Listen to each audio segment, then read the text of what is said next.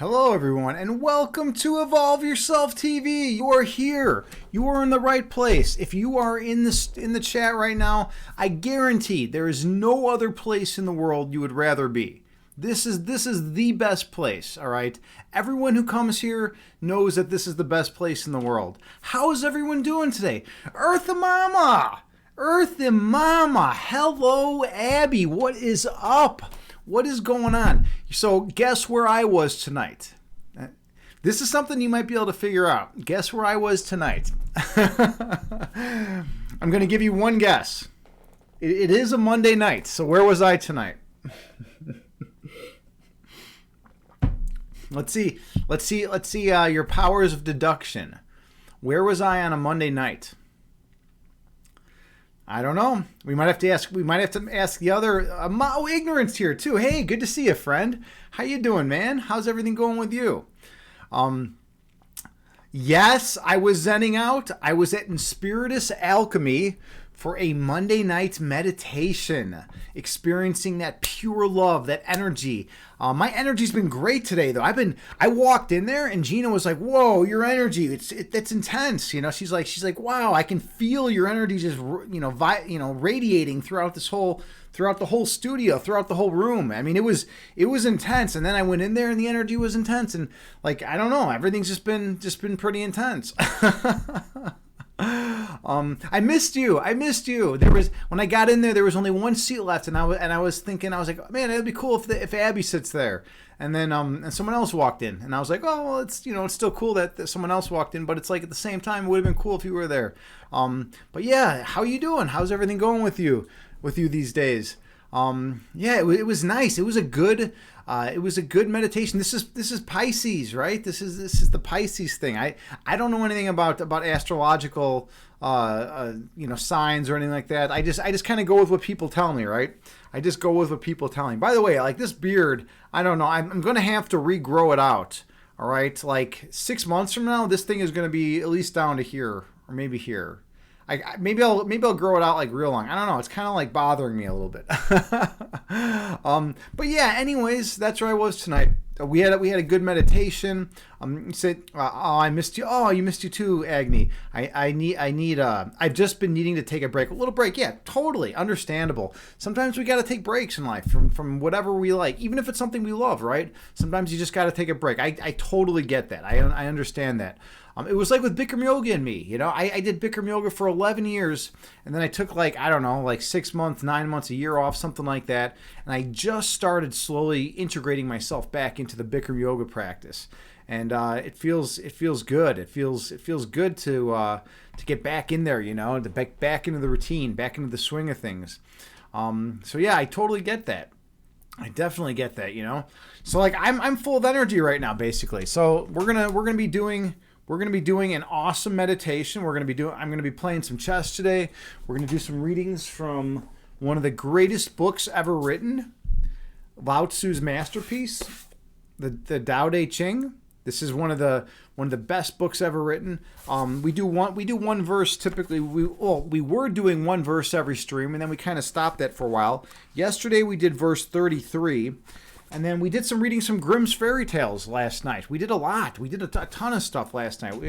Wait, was this last night? No, maybe this was 2 nights ago. I don't know. I've lost track of time. I don't even know does time even exist anymore? Is time even a thing? I don't know. I just don't know if time is a thing anymore. Let's see. Eartha Mama, you say you've been doing pretty well though. Awesome. Good. I'm glad you're doing well. Eartha Mama, those of you out there, Eartha Mama is a talented artist. She knows how to draw the divine feminine like no other.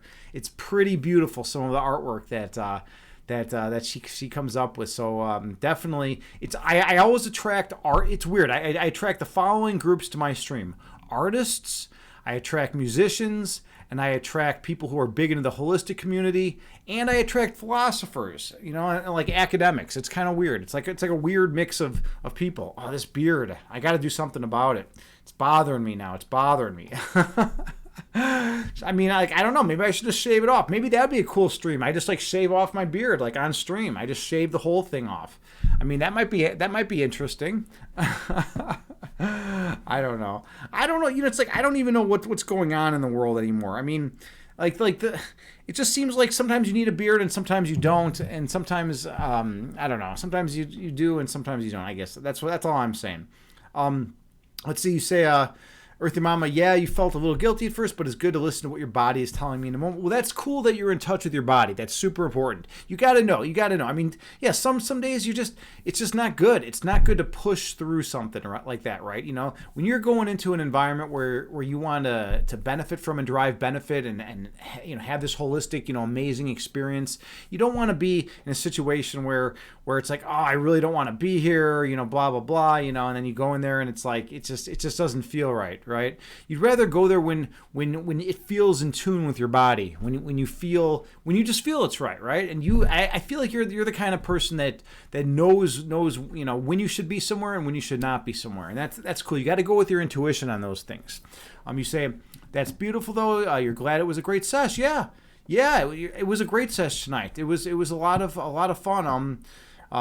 Just I got a lot out of it. It was weird though too, because I came in like when I walked in, like everything was real quiet, and then I don't know, my energy was like pretty crazy, and then like everyone was like talking and like lively and excited, and then we started the meditation, and then at the end of the meditation, like I still had the same energy, but other people were energized too. So maybe my energy spread. I'm sure Gina, obviously, she's good at getting people's energy riled up and getting that love and joy flowing within us. It was so cool too. Afterwards, like Gina and I embraced. I gave her like a big hug, and it was such a powerful hug. Like it was like the energy was just like radiating back and forth between us. It was awesome. It was pretty cool. Ignorant, hey, my mod, how you doing, friend? How you doing? I hope all is well with you, man. What's going on with you? Ignorant, you never really say much, but I appreciate your presence. Just the fact that you're here and that you show up time in and time out, is always appreciated. Every once in a while you ban someone. I know for a fact Earthy Mama will never have to be banned. There was a debate, and we were talking about this last stream, when Discernment Bugatti, Earthy Mom, I don't know if you know who Discernment Bugatti is, but he's a regular here. He's also a regular on the Discord. By the way, yeah, come to Discord. I don't know if you're on Discord or not, but if you are, you can always join. I have a Discord community going. And Discernment Bugatti, otherwise known as Chad Guy. He used to be Chad Guy, and now he's Discernment Bugatti. And there was a period of time when he first started coming where me and JT Farms and Ignorant were all thinking, you know what, we might have to ban this guy. Do we have to ban this guy? Because he was trolling, but like he never really crossed the line. And I was like, you know what, no, let's give this guy a little bit of time. Let's see what how he turns out to be. And he actually turned out to be an amazing dude. He's like a really good human being. So yeah, I'm glad we didn't ban him, right? He was actually talking about sending me some like Warhammer action figures last night, which is pretty cool. He said I made a difference in his life, which is awesome. That makes me feel good. If I can help you, if I can help anyone out there, like whether it's to find inner peace or love or joy, just go into that place of pure love and oneness, such that you can access it and then help others remember that they have it in them. I mean, a lot of people say, oh, you go in and you find that love, and then you show send that love to others. But it's not necessarily the case. I think it's more of just, telling people, hey, check it out. You have this love in you. It's like, I'll help you remember it, and it's more a process of remembering that you have every single thing within you at any given moment to be perfectly happy. As opposed to like saying, oh, I need to like transfer something to you, because that doesn't seem right? To say you have to transfer something, that seems like a joke. That seems wrong, right? It's more about like everyone has that love, everyone has that perfect oneness within them, and they can access it at any time. But it's just we forget about it. We get bogged down with worldly affairs. Our boss yells at us, we get a scratch on our car. Someone cuts us off in traffic, and next thing you know, our ego kicks in, and our ego, our fight flight animal brain kicks in, our primitive, instincts kick in, and we're like getting in these stupid scuffles with people, and the next thing you know, we're like yelling at people and stuff like that. Like, then that's not how we are. That's not our true essence. That's our primitive monkey brain, right? Talking. So we gotta awaken that love and light, that memory of that love and light in others. It's not about giving something, giving something, to another person, like saying, "Oh, I have this thing. Now I'm gonna take it away from me and give it to you." No, it's about like saying, "Hey, so check it out. Remember, you have this thing in you. It's gonna give you perfect love and joy. And here's how you access it. And showing people how to access that thing that they already have." The reason why people don't typically talk about this is because you can't make money. You can't make money off of it. And what do all the people who want to make billions of dollars do? They invest in marketing ads that make you feel insecure. They make you feel insecure about going bald or gaining weight or I don't know sexual-ish dysfunction or health problems of other sorts or just whatever. They make you feel insecure. They make you feel afraid. But guess what? Then they offer a solution. So it's like, hey, you have this problem, and it's like, wait a minute, I didn't know I had a problem. I have a problem. Holy shit, I have a problem. This commercial is telling me I have a problem. What do I do? I'm afraid now. I'm afraid people aren't going to like me. People aren't going to like me because I have this problem. But just wait. If you buy our product, we can solve your problem that you didn't even know you had. It's such a joke. And I was saying this the other day. The only reason why I would like to get a lot of money would be so I could get a Super Bowl ad, and I would just, my ad would be this: attention world. Every single thing that you've ever needed to be perfectly happy, to be perfectly content, to be filled with love and light and joy, and to never need anything else again is already within you. It's free. You don't need anything else. It's like that would be my ad. All these other advertisements are bullshit. You don't need to buy these products. They're not going to make you happy. They're not going to fulfill you in the long term.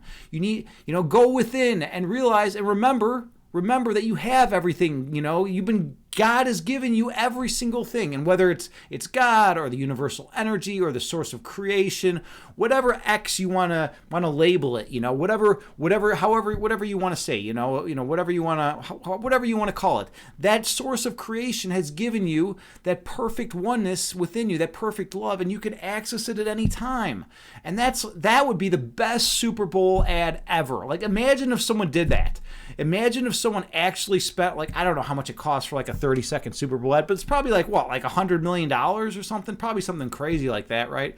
But imagine if someone spent $100 million and just said, yeah, turns out all the shit that you thought you need is bullshit. You don't need any of it. You have it all. Okay, all right. I'm a little worked up here, but that's because my energy is strong today, because I'm feeling that love inside me. I'm feeling good, I'm feeling great. Because I'm not going out and buying shit that I don't need. I'm not sitting here thinking that, I'm gonna be insecure about X or Y or Z. I'm not gonna be insecure about those things, because I realize that everything I need is already within me, and I'm perfect the way I am. So I fucking love myself. There we go. So sorry, advertisers, you're not gonna make any money off me. Anyways, let's see, Earthy Mama, you say preach on, yeah, right? Preach, yeah. You agree, man, you agree, yeah, absolutely. Earthy Mama, you were saying that earlier. That's funny. LOL. He's a total low key troll, right? And I didn't know how to handle the low key trolls at first. It was kind of a weird thing, because I haven't spent a ton of time in chat rooms in my life. In fact, I always made a point of trying to avoid chat rooms. That was a big thing for many years. I was always trying to avoid chat, just not engage with chat. And then I started streaming, so you have to engage with chat, right? And then so he was a low key troll, and I was like, well, this guy's all right. Eventually. So now I know how to deal with low key trolls. Christine the Bean is here. Christine the Bean, hello, friend. Just Earthy Mama, Christine the Bean is actually she's from this area.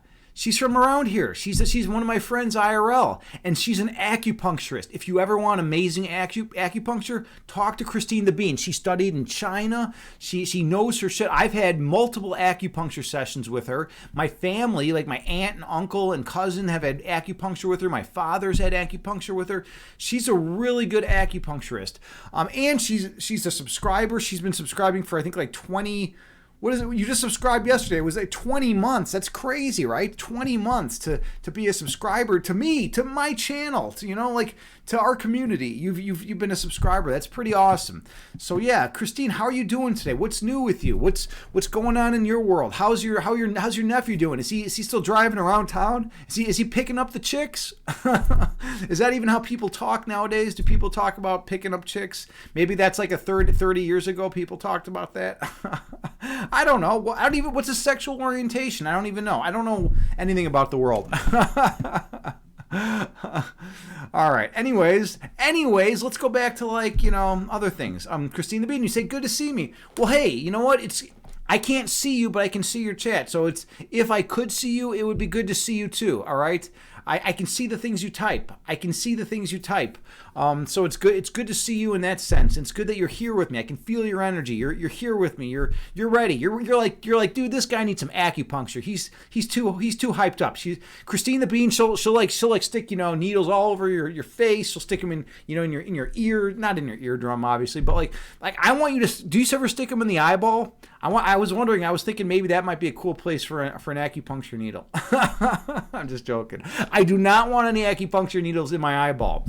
Not in my eyeball, and there's a few other sensitive areas that men have that they probably don't want acupuncture needles in. I'm just letting you know. I'm letting the world know that there's a few areas where I kind of feel a little uncomfortable about having some acupuncture needles there.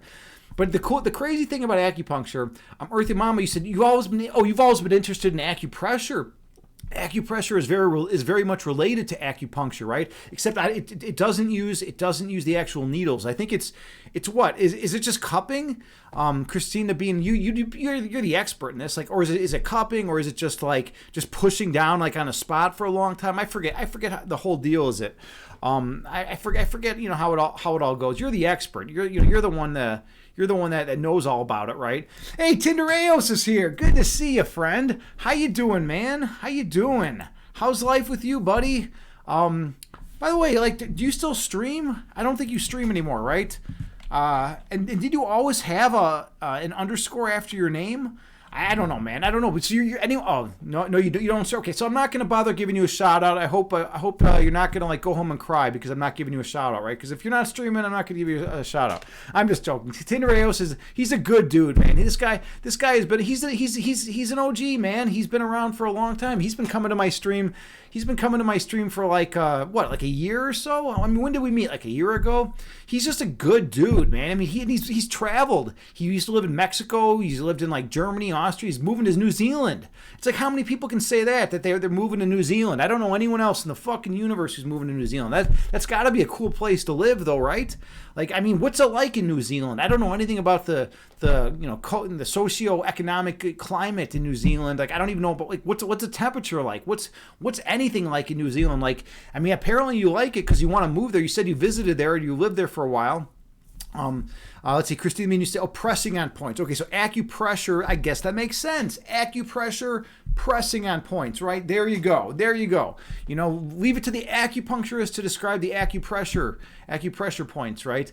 I mean, I like people pressing on different parts of my body, that's why I get massage. I have a massage therapist now that I see every now and then, and she's out in where the hell is she at? She's in Southern Illinois. She's out in Southern Illinois somewhere. It's like a far drive too. It's 50 miles. It's a 50-mile drive, but I drive out there because she's good. She's really intense. I need a massage therapist who can go real deep. I mean, she gets in there. She's she's like a big, strong woman, and she gets in there and really gets in all those areas, I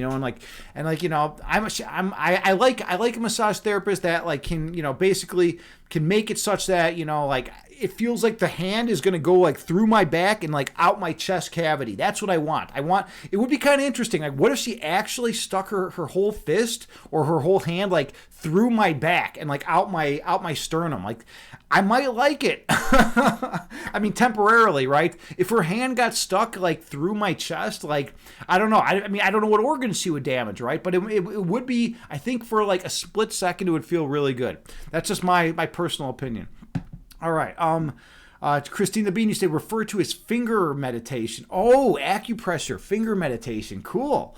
All right. And Tindereos, you've been following for 1 year and 5 months, man. Holy shit, dude. I've only been streaming for 22 months. I've been streaming for 22 months, and you've been there for 17 months, man. Dude, you caught me near the beginning, dude. You've been around for a long time, man. Almost 18 months, 26 days. That's awesome, dude. Dude, you are one of the OGs of the channel, man. Welcome. And then there was, so you were in here a lot, but then you moved back to what, Germany, right? And then the hours were all weird, right? Because I stream at night in the U.S. in Chicago time, and then you were in Germany, so like you weren't able to hang out, But I guess now, I don't know. Now you've been coming back, so it's kind of cool. All right. Tinderos, you say, New Zealand is a great place to live. You prefer the South Island, way less people over there. And then on the northwest side, again, less people. Yeah, dude, that's better, man. I think that's part of the problem with humanity is overpopulation. We get so crammed into these like small environments. It's like everywhere you look, there's people. It's like, dude, get away from me. Give me some space. I need to breathe a little bit. Let me like walk in a forest and not have to see people. That's why a lot of people move out west in the U.S. Right? I have a good buddy, a couple good buddies of mine moved out to Oregon. And they're like out in the middle of nowhere in Oregon, and they like wander around in the woods, and they'll go like days without seeing people. It's crazy, right? I mean, I see people like constantly, and they're going for days without seeing people. I mean, that's like a good. There's something peaceful about being out in the woods and not having to come into contact with people all the time. Now, don't get me wrong. I'm an extrovert. I love seeing people, but there's times where I want some privacy too. There's times where I want to just kind of chill and just relax and not have 10 people. It's like those crazy people that like climb into phone booths back in the roaring 1920s. They would like try to cram as many people in the phone booths as possible. Like, who would want to do that? Like, that's not cool. That's not fun. Like, I don't know what their problem is. Or like the clown cars. Like, all the clowns like try to like contort their bodies and like fit in clown cars. Like, I hate that shit. Like, that makes me never want to be a clown. Like, I never want to be a clown if I have to like contort myself and like fit in a clown car. I mean, you got like someone's like butt on your face. You got someone's like elbow on your head. It's like, I don't want that stuff. It's like, leave that alone. Leave me out of that stuff. All right. Let's see. Tinderos, you say maybe somewhere near Queenstown. Yeah. Okay. All right. It's 5 a.m. where you are. Okay. Just finished the book How to Avoid Climate Disaster by Bill Gates in one go. Is it good? Is it worth reading? There's been a lot of talk. That's like one of the hot issues. Hold on. I feel like I'm blurry. Am I blurry? I'm gonna change this real quick to see if I'm blurry. Let's fix this. Yeah, I'm crisper now. My image is slightly crisper now. How to avoid climate disaster. Yeah, I mean, that's the thing. People are freaking out about climate change. I'm freaking out too a little bit. I mean, I don't have kids, so it's like, if I die, I guess it's not as bad for me. But people who have kids, it's like, man, it's like, dude, your kids might be the end of the world. It might be the end of the world for them. So we better do something. And plus, it's kind of a bummer to think that all of humanity is just gonna perish, right? We don't want that, right? That kind of sucks, right? I mean, I will say this: in Chicago, it's been pretty mild. It's been pretty warm. So like, it's been a warm winter. So like, climate change is good temporarily in that we had like a little bit of a warmer winter, right? No, I'm just messing around. But yeah, no, it's a mess. It's a mess. We're killing the goddamn planet. We're killing the goddamn planet, and that's just how it goes, But I mean, I don't know. Do we even deserve to be here? Do human beings deserve to be on this planet? Like, maybe not, right? Maybe not. Christine the Bean, you say a finger meditation connecting with the point. Okay, so it's like what, 2 points at a time? You're like pushing on 2 points at a time and connecting, and then maybe like opening up the channels, the pathways between, so the chi can flow, between two energy points. That's kind of like my take. Is that somewhat close to the truth, or am I just talking out of my ass? I don't know. Like, it might be close to the truth. It might not be. I don't know. Who knows? Oh, Tinderos, you say you give it a 2 out of 5 only. Really? It's very basic, and some things are well known, but it has some gems. Okay, yeah, and that's how it goes. Like so a buddy of mine gave me a piece of advice. He said, if you read like a paper and if you at least get like one insightful thing out of it, then it's like worth reading, right? And for a long time I was like, yeah, that's totally the case. But then I was like, well, hold on. What if you read like a 1,000-page book and you get like, one insightful thing? Then maybe it's not a good use of your time when you could have like, read like, 4 other books and gotten like, 100 insightful things, right? So I don't know. I guess it all depends on how you frame it, how you want to think about it. But at least it wasn't like terrible, right? If it was 1 out of 5, you probably would have stopped reading it, right? All right. Well, we're gonna hop into some chess. I want to get some chess going. I think we're ready. You said would be 3 out of 5. But at the end, he says that everybody should do something like eating vegan meat or drive an electric car while he owns 4 private jets. Well, that's rather hypocritical. Of him. I don't know. I wonder what the deal is with that. Does he mention that he owns 4 private jets, like in that same paragraph? That'd be kind of funny. It's like, by the way, I own 4 private jets, but none of you should. Yeah, I don't know. I've always thought it's kind of weird. Like I don't know where to stand like on a moral level. Like when someone's like, hey, you know what? You should all do X, right? Like let's say a big celebrity, right, is saying everyone should do X, and it's like a good thing, right? It's like everyone should vote, or everyone should I don't know, pick up trash on the side of the street, right? And like they influence like millions of people to pick up trash, right? But then like what if they litter? Like what if they're like throwing garbage out of their car, and they're just one person, but they've influenced millions of people to like actually go and clean up the environment. I mean, sure, they're a hypocrite, but like, I mean, are they doing more harm than good? I mean, from a utilitarian standpoint, yeah, but it's, the hypocritical nature still kind of, it leaves a sour taste in your mouth, right?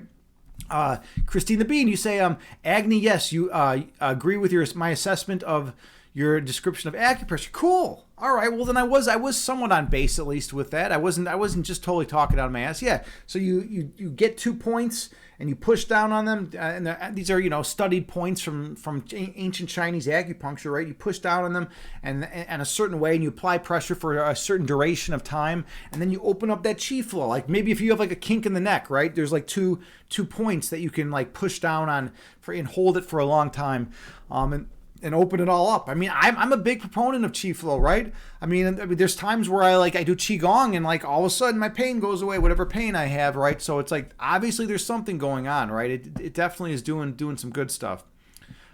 Christine the Bean, you say you kind of miss classic Chicago winters. I know, we used to have like tons and tons of snow, and it was kind of crazy, right? We'd like go out there and it would be like, oh, there's like 2 feet of snow out there. Like we're gonna like shovel, or we're gonna like go trudging in the snow, and it's like crazy. And like now like there's like a few inches of snow, and they're like, oh my god, it's the end of the world. Everyone's weak now. Everyone's weak. We can't handle 2 inches of snow. You better like close down every school, and like everyone better like just stay indoors. It's like, dude, we don't need to get weak as a species. I mean, human beings have been dealing with snow since the beginning of time. I mean, come on, like why have we gotten so weak? It's kind of ridiculous. Tindereos, you say nah, you looked it up, and he's got a collection of non-electric cars. Okay, so he's a hypocrite. Yeah, he only has 10 cars. Well, maybe he should give some of those cars to me. I'll tell you what, if he gives me 5 of his cars, I will donate 4 of the cars for like recycling or something, and then I'll just keep 1 car, and then he can feel better about himself. Maybe, I don't know, or maybe I'll feel better about myself. I'll just take like a nice car of his. All right. At his main house. Yeah, right, dude? Yeah, that's just how it goes. Tinderos, you say, also read a lot. Ooh, you read a lot about Wittgenstein at the moment, and you got the feeling it makes you unable to talk to other people again. Dude, I read Wittgenstein's On Uncertainty, I believe was the name of it. That was my favorite read of his, and it was good. It was really good. And a lot of people don't know this, but Wittgenstein's philosophy changed between, they call him the young Wittgenstein and the old Wittgenstein. And his philosophy early on was adopted by the logical positivists, and they basically looked at it as dogma, and they're like, hey, this is incredible, yada yada. This is like what we're gonna base everything off of, right? And the logical positivists were basically saying, hey, unless you can test something through science, through some kind of experimentation, then it doesn't even count as philosophy. So they launched a direct assault on metaphysics. It was was crazy, right? They're like fuck metaphysics. That's not even a legit discipline, right? And all the metaphysicians were like, whoa, dude, chill out, logical positivists. You guys are crazy, you guys are crazy. Carnap, all you guys, like relax, dude. No, we're doing metaphysics, and they were trying to dismantle it. They're like, well, we can't test any of this shit, so you're not even doing philosophy, blah blah blah, right? But then the older Wittgenstein, he completely changed his views. He changed what he was talking about, and a lot of people don't know that, right? But yeah, uncertainty. Yeah, I think it was called On Uncertainty. Let me look at it. On Uncertain. Yeah, it's called On Uncertainty. It's the book by Wittgenstein. It's a really good book. A philosophical book composed from notes written by Wittgenstein over 4 separate periods in the 18 months before his death. So yeah, it was the old Wittgenstein. It was the old Wittgenstein, and yeah, it was pretty awesome. It was pretty awesome. Yeah, exactly. That's it. On Uncertainty. Yeah, so that's the one. I mean, it's really good. It's really good. Because I was going through this weird phase. I was going through this epistemological nightmare. It's a skeptical epistemological nightmare, and I was like, oh, we can never know anything. So what's the fucking point, right? We can never know anything. Everything's uncertain. Blah blah blah. What can we know for sure? And so my life was devoid of meaning, and yada yada. Every philosopher goes through that kind of shit at some point, right? Yeah, it's only 200 pages. It's a quick read, but it's awesome. It's really good. At least my personal opinion is that it's top notch. It's top notch. Check it out if you ever get a chance. I read it after graduate school, actually. After I finished my master's, but it's definitely worth checking out. All right, let's play some chat. Let's see. Also, you read a lot of Wittgenstein at the moment. Okay, and it makes you unable to talk to. Oh no, it makes you unable to talk to other people again. I know. It's rough. It's rough when you read philosophy, man. Sometimes it's like I love this shit, but then you could talk to other philosophers, right? It's like, but I don't know. I read philosophy, and I don't even have any other philosophers to talk to other than Noger and Aristotle, and you and a few other guys on Twitch. But it's like we're not even engaging in a dialogue. So I feel like an idiot. I'm just sitting around reading philosophy, and then I'm trying to talk to the guy at the cafe about the metaphysical crisis I'm going through. I'm like, dude, I'm going through an existential crisis, man. I'm like, and he's like, dude, can you just order your coffee and shut up? Tinderos, you say we could talk in Discord. Yeah, and we should get Victor Soar. Victor Soar is he's a psych guy. He's psychology.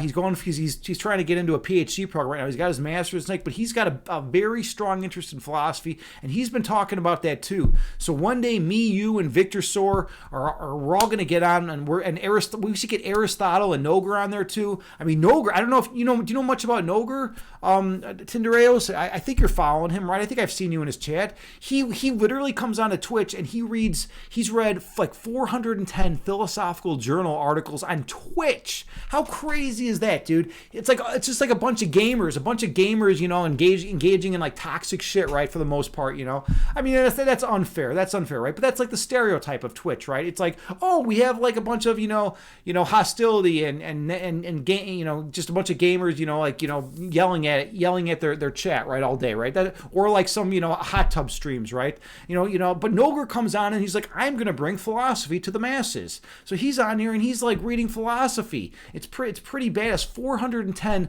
academic philosophical journal articles he's read on here. It's pretty amazing. Yeah, so you do know him. Yeah, that's right. I've seen you in his chat before. Hey, Discernment Bugatti's here, man. How is it going? We were talking about you earlier, man. You're the low key troll, dude. You are the low key troll. But you don't even troll as much as you used to anymore. You're just more like a legit stand up dude now. You've come a long way, dude. You've come a long way. You bring up interesting points. You're engaged in a dialogue, and you're always on point with stuff. Sure, you do a little bit of trolling here and there, but I think the amount of trolling you have done has decreased substantially, man. You're more just you're just like a friend now. He's just like, hey, I'm here, man. I'm a friend, and I'm here to join everyone and hang out, and let's talk about some funny shit and have a good time, right? Let's see. Just remember, guy used to Agni. I would never, dude. If I ignore you, it's because I'm busy. I'm busy talking about something else. You know me, man. I'm not going to ignore you, dude. You're my bro, man. Dude, you are a VIP. How crazy is that? You worked your way up from possibly getting banned. You know, like I said earlier, JT and I were having that discussion. Me, ignorant, and JT. We're having that discussion, and I was like, let's give him a little more time. Let's see what ends up happening with Chad Guy. You went by Chad Guy back then, right? So and you know what? You turned out you went from that to becoming a VIP, man. That's pretty badass, dude. That's pretty awesome, man. You're a good dude. To come all the way back. Redeemed Hydrate.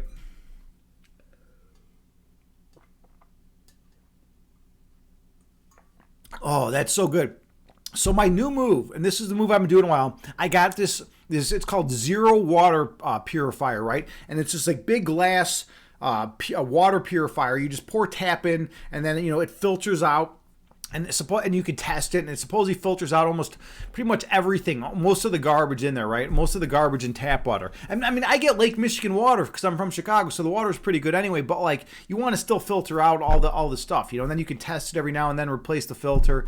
But then everyone's like freaking out, like, oh, you're not getting your ions, you're not getting minerals, it's not good to drink that kind of stuff, blah blah blah, So like, I put some lime juice in there. I cut up some limes and I squeeze lime juice in there, and then it's not, it's not as like such of a distilled thing, It's not like I'm just like bleaching my body of chemicals, right? Because that's like the big complaint. Because I used to drink distilled water. I used to only drink distilled water, and everyone's like, "Oh my God, you're gonna just urinate out all your good nutrients, right?" So like, yeah, I don't know. That's just how it goes, I guess.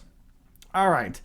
Let's see. Just remember, God, you say, "I wish I was great enough to be his equal." Dude, you are my equal. What are you talking about? My whole philosophy in life is like that we're all equals, man. We are all sisters and brothers in this world, man.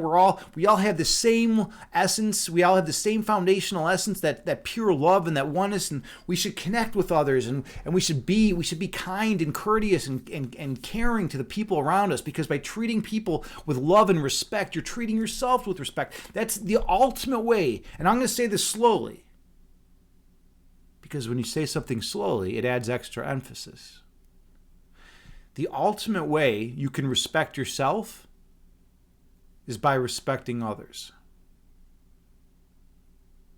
Someone clip that shit right there. That's some good content. Hey, Taylor Jade's here. Woo! How's it going, Taylor, man? Taylor Jade. Taylor Jade is a streamer on Twitch. Nope, Just Evil, her partner in crime, Alex. He does gaming streams, and she comes on. She'll handle the chat. They're a good team. Taylor is just about the biggest Kobe Bryant fan you're ever gonna meet. Totally amazing human being. You cut my beard, but it's still epic. Yeah, I cut the beard. I don't know. I was actually earlier in the stream saying I'm growing it out again. Fuck it. I'm growing this thing out. I'm just gonna do it. I want to do it differently though. I want it to come in a nice very straight, like precision point. So I go to this meditations every Monday night. I went tonight, right? It's a place called Inspiritus Alchemy. And downstairs it's a beauty salon, and upstairs it's like a holistic center where you can do like meditation, and we have like Shabbat ceremonies and rituals and things like that, right? It's a wonderful place, right? And she does holistic like haircuts. So I'm gonna go in there and like have her like work on my beard one day and see what happens. Because I wanted it's hard to get it. I mean, I was using the straightener, right? And I was using the beard balm and coconut oil. I was doing all that stuff, but like it's tough to get it perfect. And then the thing is, when it starts getting really long, it's like your jacket will hit it, and then it'll be like off to the side, and then you'll be eating, and then like for some reason a few of the hairs will go in your mouth, and it's like, dude, I don't want hair in my mouth when I eat. That's like the most ridiculous thing in the world. Who wants hair in their mouth when they're eating? Like, that's like the worst thing. Like, are there people that eat hair? I'm sure there are, but like, I don't want to eat hair. Like, that's serious. Like, there's not many things in this world that I don't like, but eating hair is one of them. Don't eat hair. All right, Taylor, thank you so much for clipping that. Much appreciated. Yeah, and I mean that. I sincerely mean that, by the way. about respecting other people. It's so important. If you respect others, then you respect yourself. It's the people that go around disrespecting others. They're the ones who are showing that they don't respect themselves. And that's kind of crazy, right? Like, why would you not want to respect yourself? It's like people that go around hating other people. What's going on really is that they hate themselves. They have self-loathing. They hate themselves, so they're like projecting that onto others to try to get that away from them. They're like, there's this weird ego dynamic, and I know this is kind of philosophical and over the head of probably like some people, but there's this weird ego dynamic, and I've come to understand this where when people have something in them that they don't like they don't like something about themselves. Maybe advertisements have made them feel insecure, or maybe someone was mean to them at some point in life. What they do is they try to take that self-loathing and hate and project it onto others, right? And by projecting it, trying to put it on others, they think they can actually get rid of it. But that's fucking bullshit. You don't get rid of it. You don't get rid of it by doing that. All you do is you piss off the other person and make them sad and unhappy. Or it's like the classic case of like someone getting bullied and then they go and bully someone else, right? That's not the way to get rid of something, right? So in reality, they're just spreading hate and misery around the world, right? But if you love yourself, if you truly love yourself and you spread that love to another human being, that's the ultimate thing you can do. The ultimate act of kindness, the ultimate act of creation, because you're awakening the inner light, their memory of that they're complete, that they have that inner light within them, and that's the ultimate service you can do to another human being. All right, let's get back to chat here. Okay, Taylor, you say, okay, you're back. You was clipping me. Well, thank you. Thank you again so much for clipping. Even when you see a stray hair, even if it's mine, you get cringed. You don't know. It's so weird. No, I'm the same way. I get the stray hairs, and it's like even if it's just like one hair, because then you can't see it. It's like, I'm not going to walk around with a mirror. I mean, okay, I would like to walk around with a mirror because I usually look pretty good. I mean, this beard, I don't know, it's not doing it for me, but it's good when it's long. It's going to look good, and like then I'll be able to find a proper mate. But anyways, when I see like a stray hair, like let me tell you another example. I was in Bikram yoga one time, and like I used to have the mustache long, and I had all this going down into a French braid, right? It was like a nice like French braid. My friend who I worked with, a good friend of mine, did this, right? And I'm in Bikram yoga, and I came up from a posture, and I noticed like my braid was just like this. It was literally sticking to the side, and I'm like, dude, I'm a yogi. I can't have this going on. This is crazy. This looks weird. This looks fucking weird. I'm like distracting to the other yogis that are trying to concentrate in the room, because my braid is just like going in a horizontal fashion, right? It was too much, And that was one time I cut my beard. Usually, like, I love the beard, and then like I get to a point where like the hair gets in my mouth, or like I have some strays and it starts pissing me off, and then I just chop it off, So that's the way that goes. Oh, Discernment Bugatti, you say, went to a barber. He's a master barber. Did your beard in a fade away, high and tight. Ooh. Well, dude, if I ever come to Cali, man, I gotta visit that barber. I need a really good barber. I need someone who's gonna make it, who's gonna do that nice fade, I want that nice fade away, high and tight. I want it's gotta be perfect. It's gotta be on point, right? I don't want a single hair going anywhere, because once one hair starts going everywhere, then you start getting crazy. Like, I start getting OCD about this shit. Then it's like, well, wait a minute, this other one's like slightly off, and then I'll start pulling out hairs, and then like it throws everything off, and then I'm like trying to adjust things. Next thing you know, I spent half an hour just like fucking up my beard. You say pole. I don't even know what the pole is, man. I don't know what the pole is.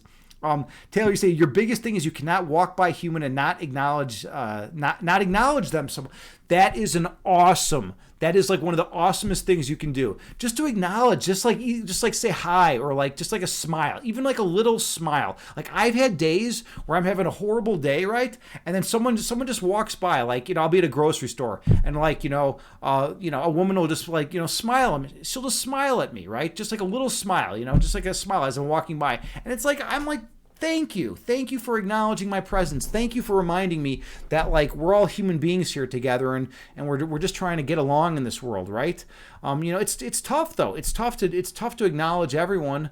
But especially when we're in a bad mood, right? Like when we feel like garbage, it's tough to be kind to everyone, but it's important. It's super important. All right. Taylor, you also say you need to give a head nod or hello. Yeah, just something. Yeah, the head nod. I'm big into the head nod. I'm just like, hey, what's up? Or like I do that a lot. Like I mean, not to for some. It's weird. Like it's like to dudes. I'm like what's up? What's going on?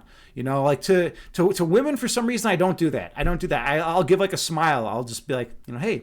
I'll be like, hey, but like I'm never like, what's up? I don't know why that is. Like to women I say I do that. I do the one way, and then to men or to men I'm like yeah, what I just said basically. It's kind of funny though. Now that I never realized that till now. To dudes I'm always like, hey. I'm always like, what's up? And then to women I'm always like, hi, how's it going? All right. Christina Meany say, you get bothered by your hair too often. Sometimes think about shaving your head, but think you would look like an alien. I mean, women do it, right? Some women do shave their heads. It's a move. My sister shaved her head at one point. Like it's a ballsy move for a woman to shave her head. Like that's serious. That's like a serious move, right? I mean, I shave my head, but it's not as uncommon for dudes to shave their heads, right? But women do it, right? I shave my head every 3 days. That's why, like I shaved it today. That's why I have this nice glow. I have a nice radiant glow on my head with the Amitabha Buddha, in the background right there. It's pretty intense. Cinderos, you say a bald move. Yeah, right. It's a bald move for a woman to shave their head. I like that. Like that bold move, bald move. Yeah, it's perfect. It's a serious move, right? Very few women do it though. I mean, who was like the first? Like Sinead O'Connor? Like I don't know. But like then they started doing it, and then like it became a thing. But it's still like a pretty ballsy move, right? Okay. Let's see. Taylor, you say a Bugatti. You're in Cali too. Let's go. Yeah, you're both in Cali. And JT, it's funny. Why do I get all the California folk in my stream? Both of you and JT are all California people. I get a lot of people from Cali in my stream. I don't know why. Do I have like a Cali vibe? I feel like I have I'm Chicago style, I'm a little more. I think I'm a little more aggressive. I couldn't handle Cali. I'm too aggressive. My foundational. I'm a little bit too aggressive. I'm too quick to call someone an asshole. But then I forgive them because I'm a meditation streamer, right? Was there a redemption? Oh, you redeemed a poll? Let me see about this. I don't see any. Oh, redeem, suggest a poll. What's the poll? Discernment. What is the poll? You redeemed a poll. What is the poll? What's the question? You can't just redeem a poll. You have to tell me what the question is. All right. Well, while you figure it out, I'm going to fill up my water. I'm going to be right back. Let me know the poll. I got to know it.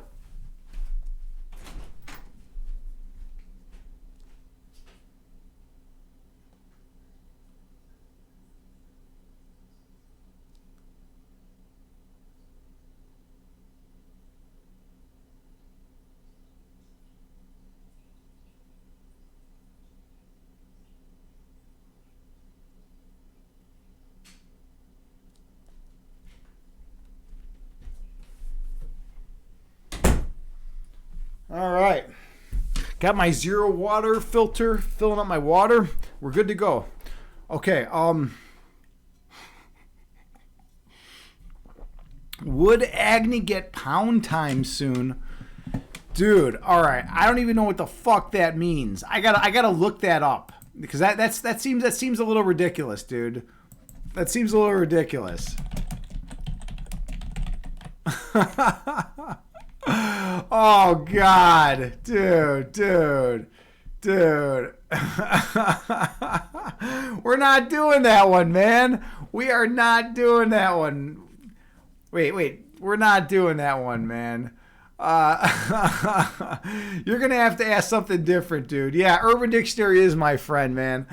That's ridiculous, dude. That is ridiculous. Ask Taylor.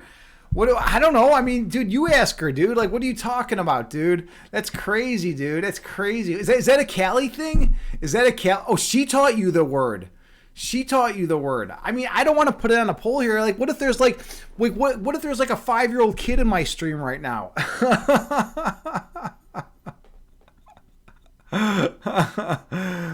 It's a unit of weight. It's also money in England.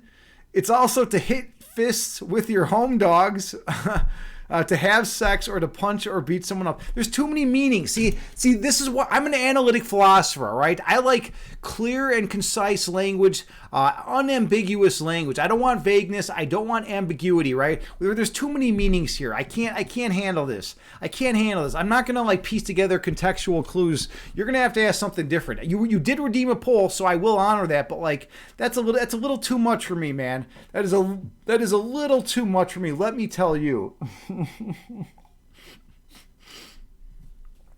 Oh man, that's good though. It's funny though. It's funny, but I can't do that. You know, like someone's 5-year-old kid may be watching, and like I gotta be respectful. This is a family friendly stream, right? Is this family friendly? I mean, do all of you have your families watching, right? Like, Discernment Bugatti, you're a father. You know, is your child watching the stream right now? I don't know. Like, who else out there has kids? Does anyone else out there watching the stream have kids? Discernment Bugatti's got a kid. I mean, like, I don't know. Would you bring your kid into the stream? All right, so we're gonna do the poll now. Discernment Bugatti. Okay, here we go. And so the poll says, should Agni move to California with the cool kids? I'm just gonna say, should I move to Cali? But I mean, Cali's like a huge place, right? And like SoCal is like very different than Northern California, right? Like, like SoCal's like it's like a different entity. It's like you're in a different state, right? I mean, that's my understanding, right? I mean, Cali's cool. Like okay, I will say this though. I've been to California a few times. My favorite part of California was La Jolla. La Jolla is fucking beautiful. I don't know if you guys have been to the La Jolla, but going to the point at La Jolla was just incredible. I went to the point at like 3 a.m. I was watching the waves crash in, and there was like someone had wrote something about Gigi Allen there. It was incredible. La Jolla is just unbelievable. And so I'm sitting there. I'm 3 a.m. I'm chilling there, right? And this dude walks up. I have no idea if this guy's gonna like shoot me or kill me, or if he's just gonna like what his deal is. Because in Chicago, it's like that's the thing. Someone walks up to you, maybe they're gonna shoot you, right? Maybe they're gonna shoot you in the face. This dude just starts talking to me, and then he's like, "Hey," he's like, "You want to come to my party? I'm having a party." And I was like, "Wait, you're having a party? And you're inviting me? You don't even know me. Like, what if I'm a psycho that's gonna kill you?" And he's like, "Dude, no, just come to my party." So I go to this guy's house, and there's like a bunch of people having a party. It's like I was like, wow, like people are really that nice in California. They're just gonna like walk up to you and invite you to their house party. It was crazy. So everyone votes. Should I move to California? I don't know, man. I mean, that's a lot. That's a lot to think about. I mean, I know JT would want me there. She's from Stockton. I mean, Discernment, you're from up north, right? And Taylor, you're more SoCal, right? You're Southern California, right? Like what was that like? I forget. Are you LA or what are you? You're somewhere over there.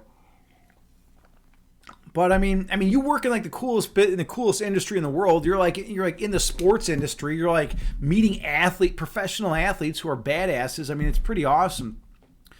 Discernment, you say you win best avocados too. Oh, by the way, I will say this: I was buying great avocados for 49 cents each the other day at Aldi. How amazing is that? How much are your avocados cost in Cali? 49 cents I was paying. Best deal I've seen on avocados in ages. I bought like 8 of them. I bought 8 avocados because they were 49 cents. That's crazy to think about, right? 49 cents. I gave 4 away to Danny John, who comes to chat. Every now and then. She's a trusted chat member. But yeah, so that's how it goes. All right, Taylor, you say, "Oh my God, a Bugatti exposing you." Pound Town Agni. Yeah, I don't know, right? I mean, I don't know. I don't know about this Pound Town thing. It's funny though. It is funny. You guys all crack me up. You guys all. By the way, here's something to note. I'm saying you guys. All right. Now, Taylor, you're an actual girl. You're a female. Let me. Are you insulted when I say guys, like to a group of people? Because here's the thing. I was teaching a chess class. This was about 2 years, maybe two. This was right pre-COVID. I was teaching a chess class, and there was a 5-year-old in my class. There was one 5-year-old girl and 16.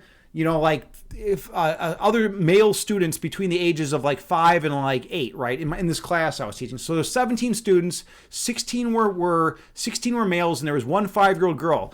And I was talking to the class, and I wanted them to like chill out. And I was like, guys, remember, you're gonna lose trades at the end of class if you don't have good behavior. And trades are basically, they're allowed to trade in chess piece keychains for better keychains if they have good behavior, right? It's like a thing I do for classroom management. And the 5-year-old girl comes up to me like super insulted. She's like, guys, I'm not a guy, I'm a girl. Why would you say guys? And she was like, and I was like, whoa, this 5-year-old is like on my ass. Like I'm like ready to like get like kicked out of my fucking job because this 5-year-old like is like on me. Like, is that like a serious offense? Like, should I be thrown in jail? I mean, I always just use guys to refer to like a group of people. That's what we do in Chicago. She was from the East Coast, I guess. And on the East Coast, you're not supposed to say guys, even if there's like one female. I don't know how it is on the West Coast. Like, if you say guys to a group of people, like, are all the women going to get pissed off at you? Like, if there's like one woman in the group and there's like 16 dudes, like I don't know how it works in different areas.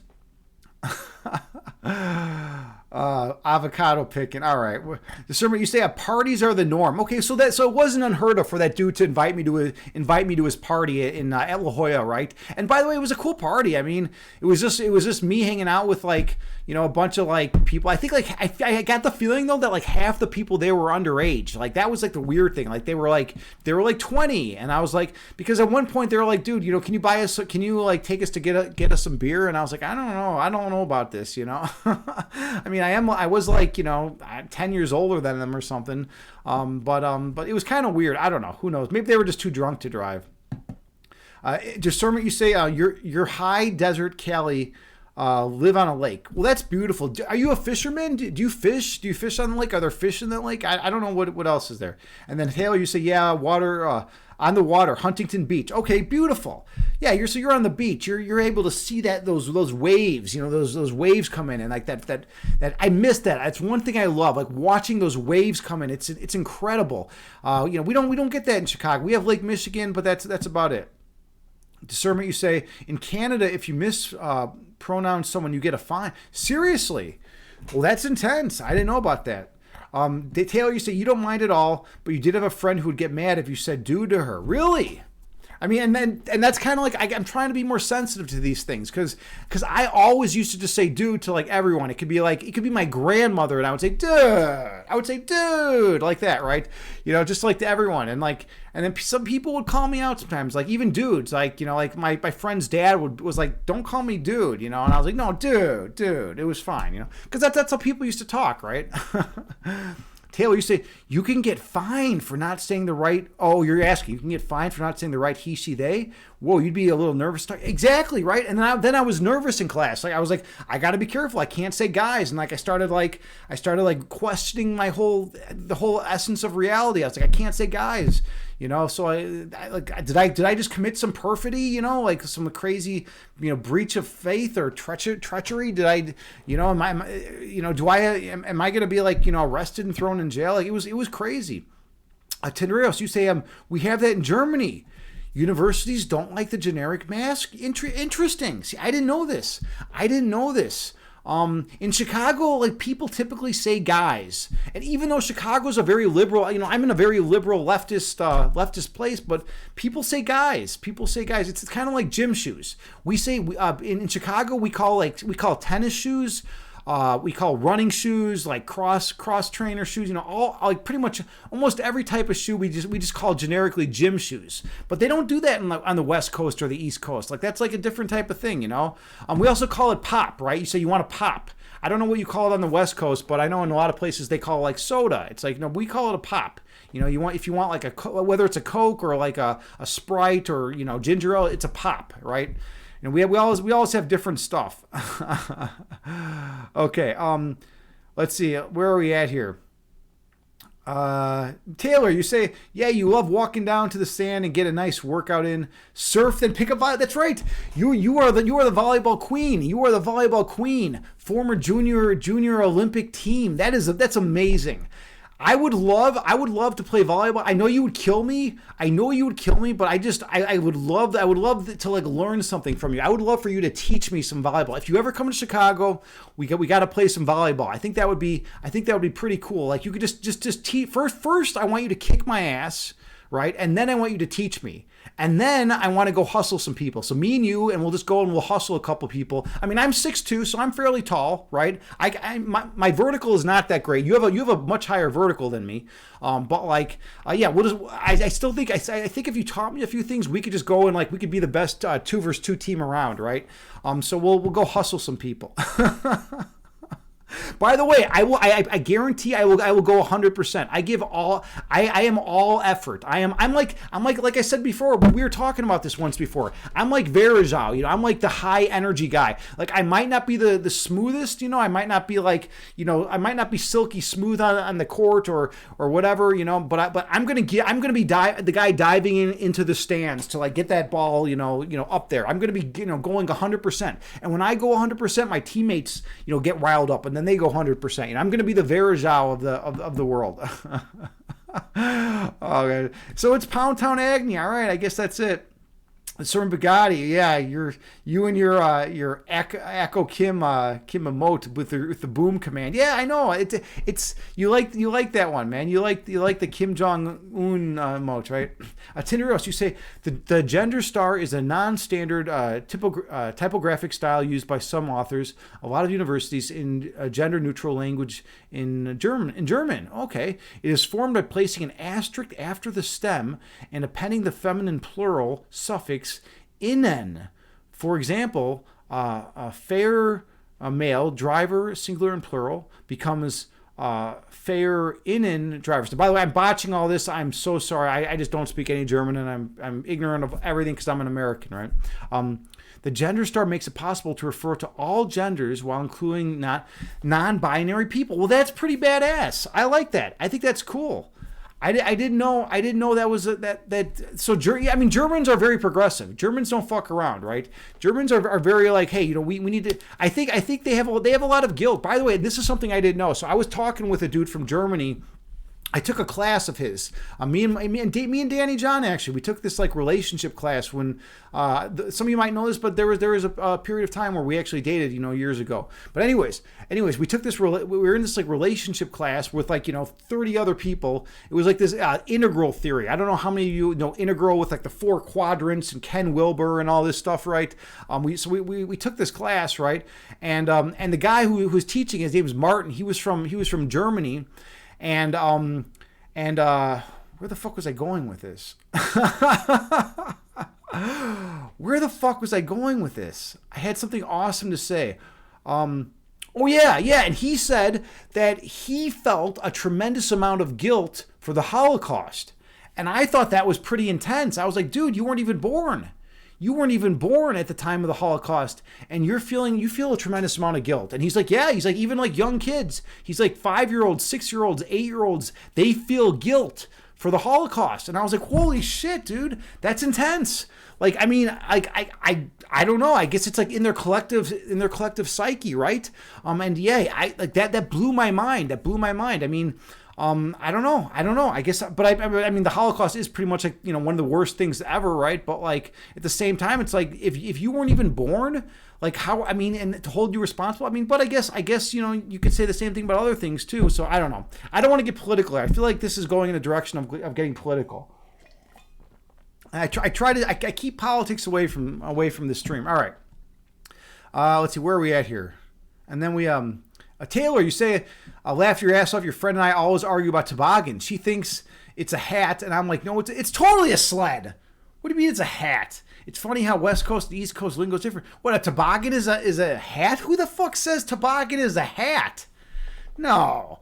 Dude, there's toboggan places. You can go tobogganing by my place. So when I was like, how old was I? I think I was 20. When I was 22, I had to do a thing called SWAP. It was Sheriff's Work Alternative Program, because I got in some trouble with the law, right? Let's just leave it at that. I got in some trouble with the law because I was like, a young kid, and I was, being, doing some stuff, right? But anyways, one of the things that I had to do for Sheriff's Work Alternative Program, for SWAP, it's basically like community service.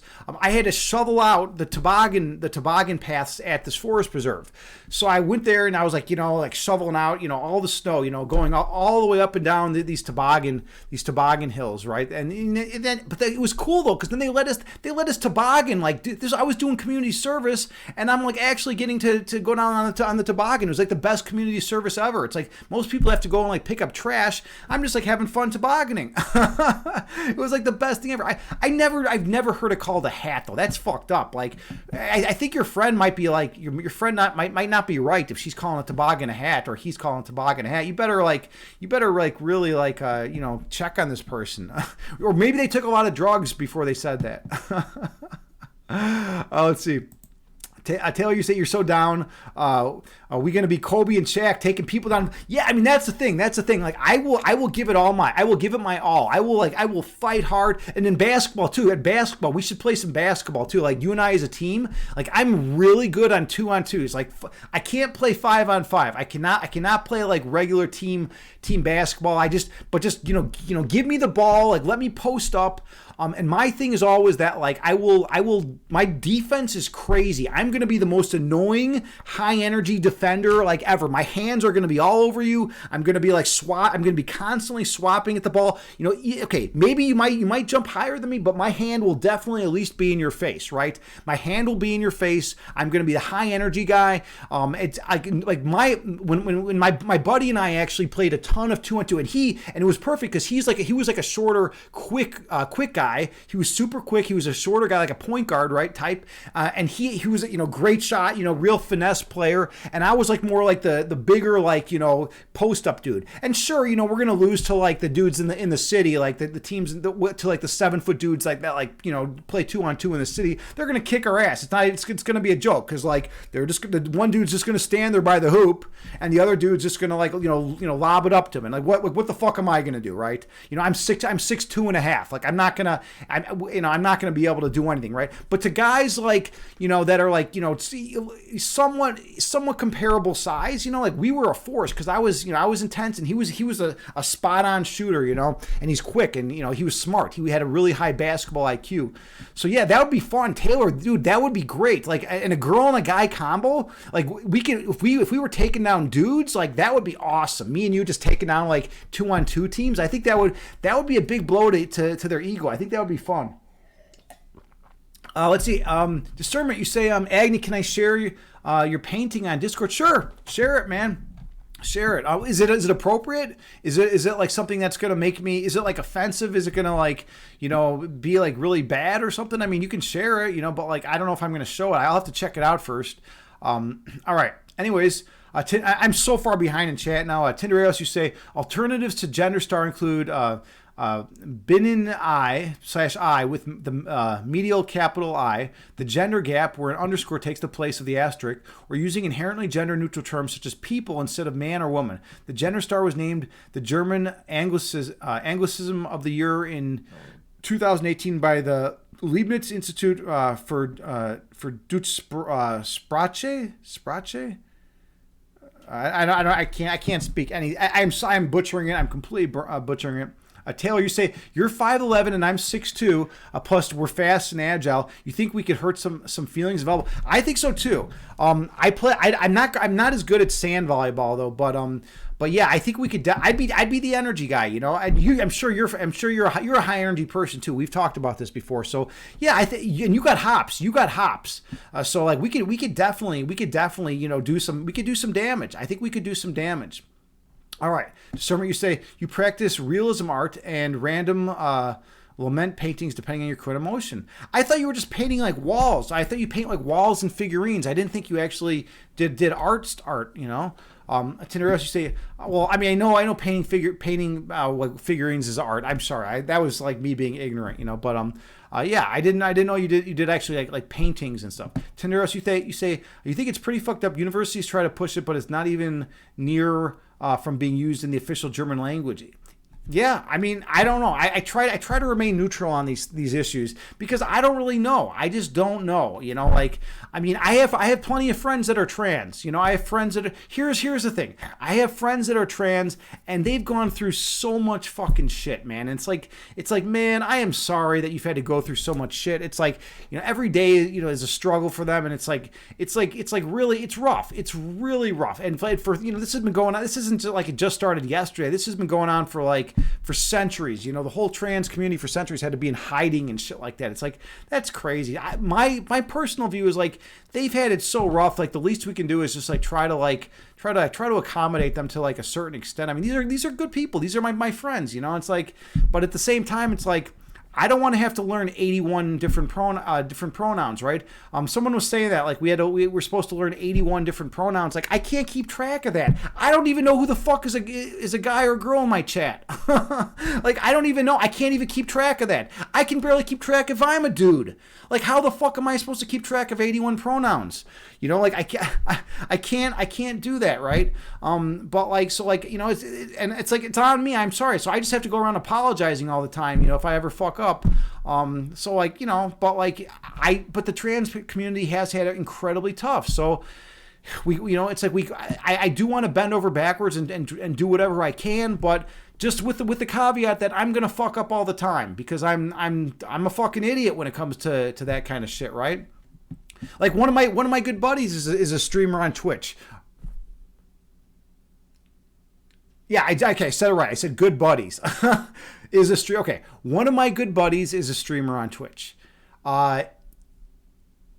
name used to be Dave. Okay, and her name is not Dave anymore. Okay, so okay, I didn't fuck it up that time, which is good. But like, you know, I've known this person 20 years, and it's like, it's rough. You know, she switched, and now it's like, now I'm always like stumbling over my speech, and 1 out of every 5 times I fuck it up, and it's just, you know, the second I let my guard down, it creeps back in, you know, so it's rough. But she's a good streamer on Twitch. She's really good at fighting games, one-on-one fighting games like Killer Instinct, Mortal Kombat. She was at Frosty, you know, competing recently. She's an awesome streamer. She's a really awesome streamer. And just, we should raid her sometime. And by the way, her name is kind of funny. Her name on Twitch is Balls Deep. I think she spells it like Baals. She's got a great sense of humor. All right, where else are we at? All right, Taylor, you say she says toboggan is like a beanie hat. She's from Kentucky. Oh, she's from Kentucky. A beanie hat? No, that's wrong. Just tell her that Agni James says it's wrong, right? Tinderos, you say you don't feel guilt about it, like you said you weren't even born, but it's an interesting topic to talk about with your Jewish friends. You think it's great that humans are capable to be friends even with the worst historical past. Exactly, man. Exactly. And by the way, I don't know if many of you know this, like, culturally, I'm half Jewish. I'm half Jewish culturally. I mean, that's part of my culture. Now, do I practice anything with the Jewish religion? No, hell no. You know, I mean, it's not like it's not my thing. But like, you know, I mean, that's half my family is Jewish, right? You know, and like, I don't know if that means anything. Like, I don't really identify with that at all. But like, I mean, a lot of my relatives and ancestors were killed in concentration camps. You know, do I have any like residual like anger or hatred towards Germans? No, you know, like I mean, it's like they're all the people that did that were dead. So it's like they're all dead. They're all fucking dead. So like, okay, you know, a bunch of dead people killed my ancestors. Like, it sucks.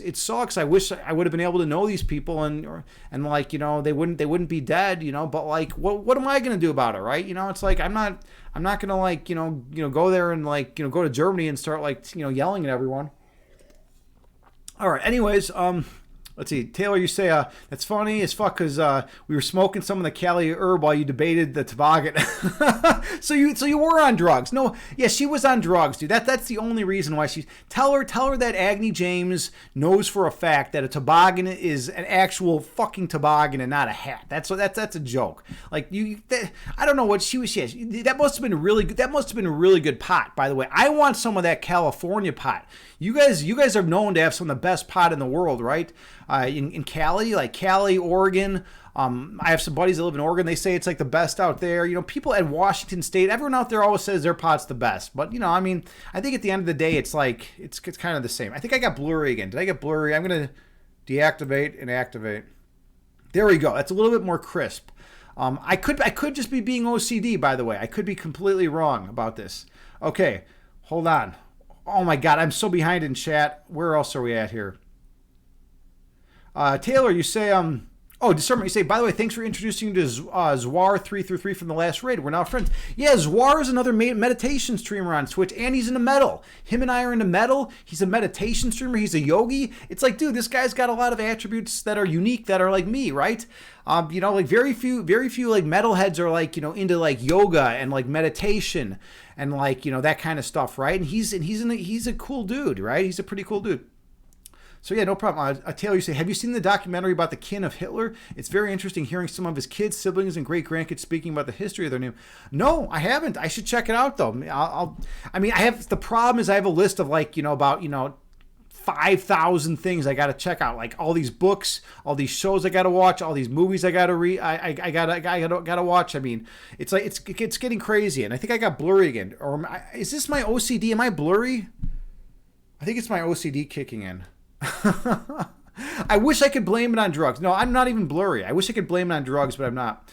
Tindereos, you say you also have trans friends, but you're not going to butcher up your language. But they don't have a problem. Okay, cool. So they're cool with it. Yeah. I mean, that's the thing. Like typically, you know, trans friends are going to be pretty cool with it. But I feel bad because they've had a really rough time. You know, it's not like it's been easy for them, right? You know, I mean, I'm just like the most. I'm like, by the way, my trans friends call me boring. They say I'm boring because I'm a white straight male. Like I'm like a boring dude now. It's crazy. Like I'm a metalhead, chess teacher. I'm a yogi. I'm into qigong, kumnae. I'm like I go out in the polar vortex without clothes on. I shovel people's driveways, and then they're so naked. Like I thought I was an interesting. I go to Thailand. I travel to Thailand. Like I thought I was an interesting guy, and all my trans friends are like, no, you're boring. You're just like this white straight male, and I'm like, dude. What the fuck? I'm like boring now? Like I'm like the boring guy? Like I thought I was like at least somewhat interesting. All right, where else are we at here?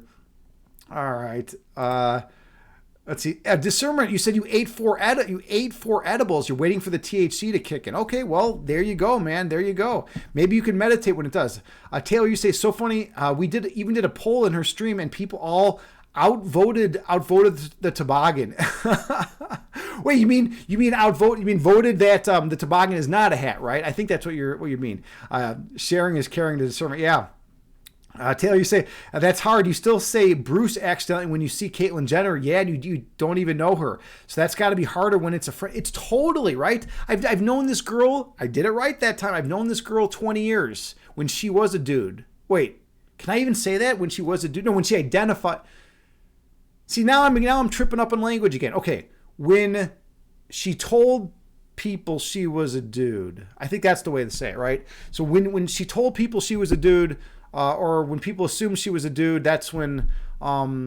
All right, I don't want to go this route because now like I'm gonna get hate mail and I'm gonna get canceled pretty soon. So, but I love her to death. She's a friend of mine. She's cool as fuck, and I'm gonna raid her sometime. So you'll all hang out with her and see her and just be respectful because you know she's had a rough time. Let's see. Taylor, you say, is it weird that you want to shovel snow? It's on your. You've never shoveled snow? Holy shit. No, it's not weird at all. Snow is fun, and shoveling it's kind of fun. It feels good. Like here's the trick, though. Here's the trick. You want straight lines, first of all. You definitely, and you want to go lengthwise, like down the driveway. You want to go down the driveway, and there's different ways, there's different moves. I like to start in the middle and just kind of like really like throw it off to the side, right? But there's different moves. Some people start at the edge and then work their way over one way. I don't know. I like starting in the middle. That's like my prerogative. That's just how I do it. Taylor, you say you fought a bear. So now you fought a bear. Well, that's pretty cool. I've never fought a bear. I had a couple friends almost get attacked by a bear once. Yeah, I had a couple friends hiking in the Smoky Mountains, and my one buddy was just like, they were just sitting on this like one narrow path, like on the side of a mountain, and my buddy's just like eating food, right? He's just like eating, and then like this brown bear comes up, like on the only path. This is literally the only path, and the bear's like this. And just starts sniffing, right? My friend's just like sitting there like, hey, there's a bear. And my other two friends are like, dude, what the fuck are you doing? Don't just sit there and like eat snacks in front of the fucking bear. This thing will maul you. This thing is gonna fucking maul you. Like, what are you doing, dude? Like, and like he's just sitting there eating his snacks, and then the bear's sniffing, and then the bear just starts like walking directly towards him. Directly fucked. So like they take all the food and they just like dump it on the ground right there, and they slowly back up around the side of the mountain, around the edge of the mountain, and then as soon as they get out, you're supposed to be gentle. You're not supposed to like just immediately run. So as soon as they get out of sight of the bear, they just run. And they left all the food there, and then once they got far enough away, they saw the bear just like rummaging through the food. And that's the move. You don't just like sit there and like eat. Hold on a second, I'm sitting on my screen. You don't just like sit there and like, just continue like eating food when there's a fucking bear. Their bears are no joke. I mean, bears are serious. Like they'll just kill you like it's nothing, All right. Let's see. Hey, even Neil, welcome in. Welcome to chat. You say, bend your knees and give your back a break when you shovel snow. Otherwise, you're totally right. You have to bend your knees. It's a back killer. And this goes to anyone out there who has not shoveled snow before. Taylor, if you don't bend your knees and give yourself a break, like here's the other trick. You got to switch sides. Like a lot of people are like, oh, well, I'm right-handed. I'm just going to do this side. No, you have to switch sides. You have to switch sides. I mean, I've shoveled a ton of snow in my life, and you always have to switch sides. It's like, you'll go for a while on one side, then you'll go for a while on the other side. You just keep switching it up, and make sure you have a good shovel. You don't want one of those stupid plastic. If you're shoveling snow with a plastic shovel, that's garbage. You want one with like the metal. There's like a sharp metal edge, so you can get through that ice too. If there's like frozen ice, you want to like really get in there, and it's all about the angle with which the shovel hits the ice, and you can get through there. It enables you to like really like get up that ice and that snow and like throw it off to the side. But it's a great workout. It's like one of the best workouts, like shoveling snow. I mean, a lot of people have heart attacks from it, but I think it's great. It's a great thing to do. Okay, let's see, where else are we at? By the way, Ivan Neal, my name's Agni James. Welcome in. I don't just normally come up here and just talk forever. But we're going to be doing a guided meditation. I've been teaching guided meditation for a long time. I'm also a chess instructor, IRL, and I have a master's in philosophy. And we do philosophy of mind, philosophy of science, and metaphysics streams. And so we talk about all that, and we do readings from this book right here, the Tao Te Ching, Lao Tzu's masterpiece. So we do all sorts of stuff. So welcome in. We have a good crew of people here. Yeah, that's right. We did. We chatted on Noger's stream. That's right. You're a philosopher. You have interest in philosophy. All right, that's cool. Hold on. Okay, my OCD is acting up, so I got to deactivate my camera and activate it again because I was like slightly blurry. Yeah. Well, welcome in. Yeah, that's cool. That's right. Noger is an awesome dude, man. Let me give a shout out to Noger while we're here. We'll give a shout out to Noger. Noger has read 410 philosophy articles, something like that, around 410 philosophy articles on Twitch. He's bringing philosophy to the masses. Super awesome dude. He's from NYC. The guy is just a great guy. Check him out. Drop him a follow if you're interested in philosophy. Look at that. Join us in following Noger. Yeah. Yeah, and Aristotle. I don't know if you know Aristotle. He's another philosophy student. He's actually a philosophy professor. See, I just have a master's in philosophy. Aristotle's got a PhD in philosophy, so he knows his shit like better than me, right? Okay. Let's see. How are we doing here in chat? Taylor, you say we don't have snow really, and you've only gone Big Bear once for snowboarding. Yeah, I mean, if you're not around snow, you're not going to be shoveling snow. Discernment, you say. You've noticed most trans people like the original op sex before they were trans. I don't know. I don't know anything about that. I've never really gone into that. Taylor, you say, yeah, Alex and you had to fight a grizzly bear a couple times in your camp at Sequoia National Forest. That's where you got the big redwoods. Holy shit! One of my good friends got married there in the Sequoia. Why am I saying Sequoia? I can't talk today. In the Sequoia National Forest, right? He's got his wedding pictures next to like these big ass redwoods, they did a cool Renaissance style theme. Actually, it was pretty badass in this forest. It was pretty awesome. So yeah, that's an awesome forest. All right, Taylor, you say it stole my cheese, and we got big. And we got big and started throwing lawn chairs and rocks. It came back 3 times, and other campers had to come help scare it off. Yeah, bears are no joke. Like, that's one creature I will never fuck with. I will never mess with a bear. That's just how it goes. Okay, all right. Well, let's see. I think it's about that time. Let's see. Taylor, you say you can't talk today. Is that because you snack a little Cali herb? Yeah, right. I need a little Cali herb, right? Bring a little Cali herb my way next time you're in Chicago, right? All right. Am I a blurry again? My OCD is acting up. Let's fix this. All right. I don't even know if this is actual reality. It's like did I look blurry to you a second ago? Did I even look blurry? I think I'm just like hallucinating. My OCD is acting up. Ivan, you say, Ivan Neo, gender identity and sexual orientation are independent variables. Yeah, I mean, it's the situation is so confusing right now and such a mess that it's like all I try to do is just bend over backwards for my trans friends because I care about them and I know they've had a hard time. So basically, I'm just gonna do whatever the fuck they say. You know, I'm just gonna try my best, but I fuck up all the time. You know, like my friend who used to be Dave. You know, I say he once out of every 5 times when I'm referring to her, you know, and it's like just the way it's going to be for like a while until like I can somehow condition that shit, right? Let's see. Tinderos, you say you found a website. Let's check it out.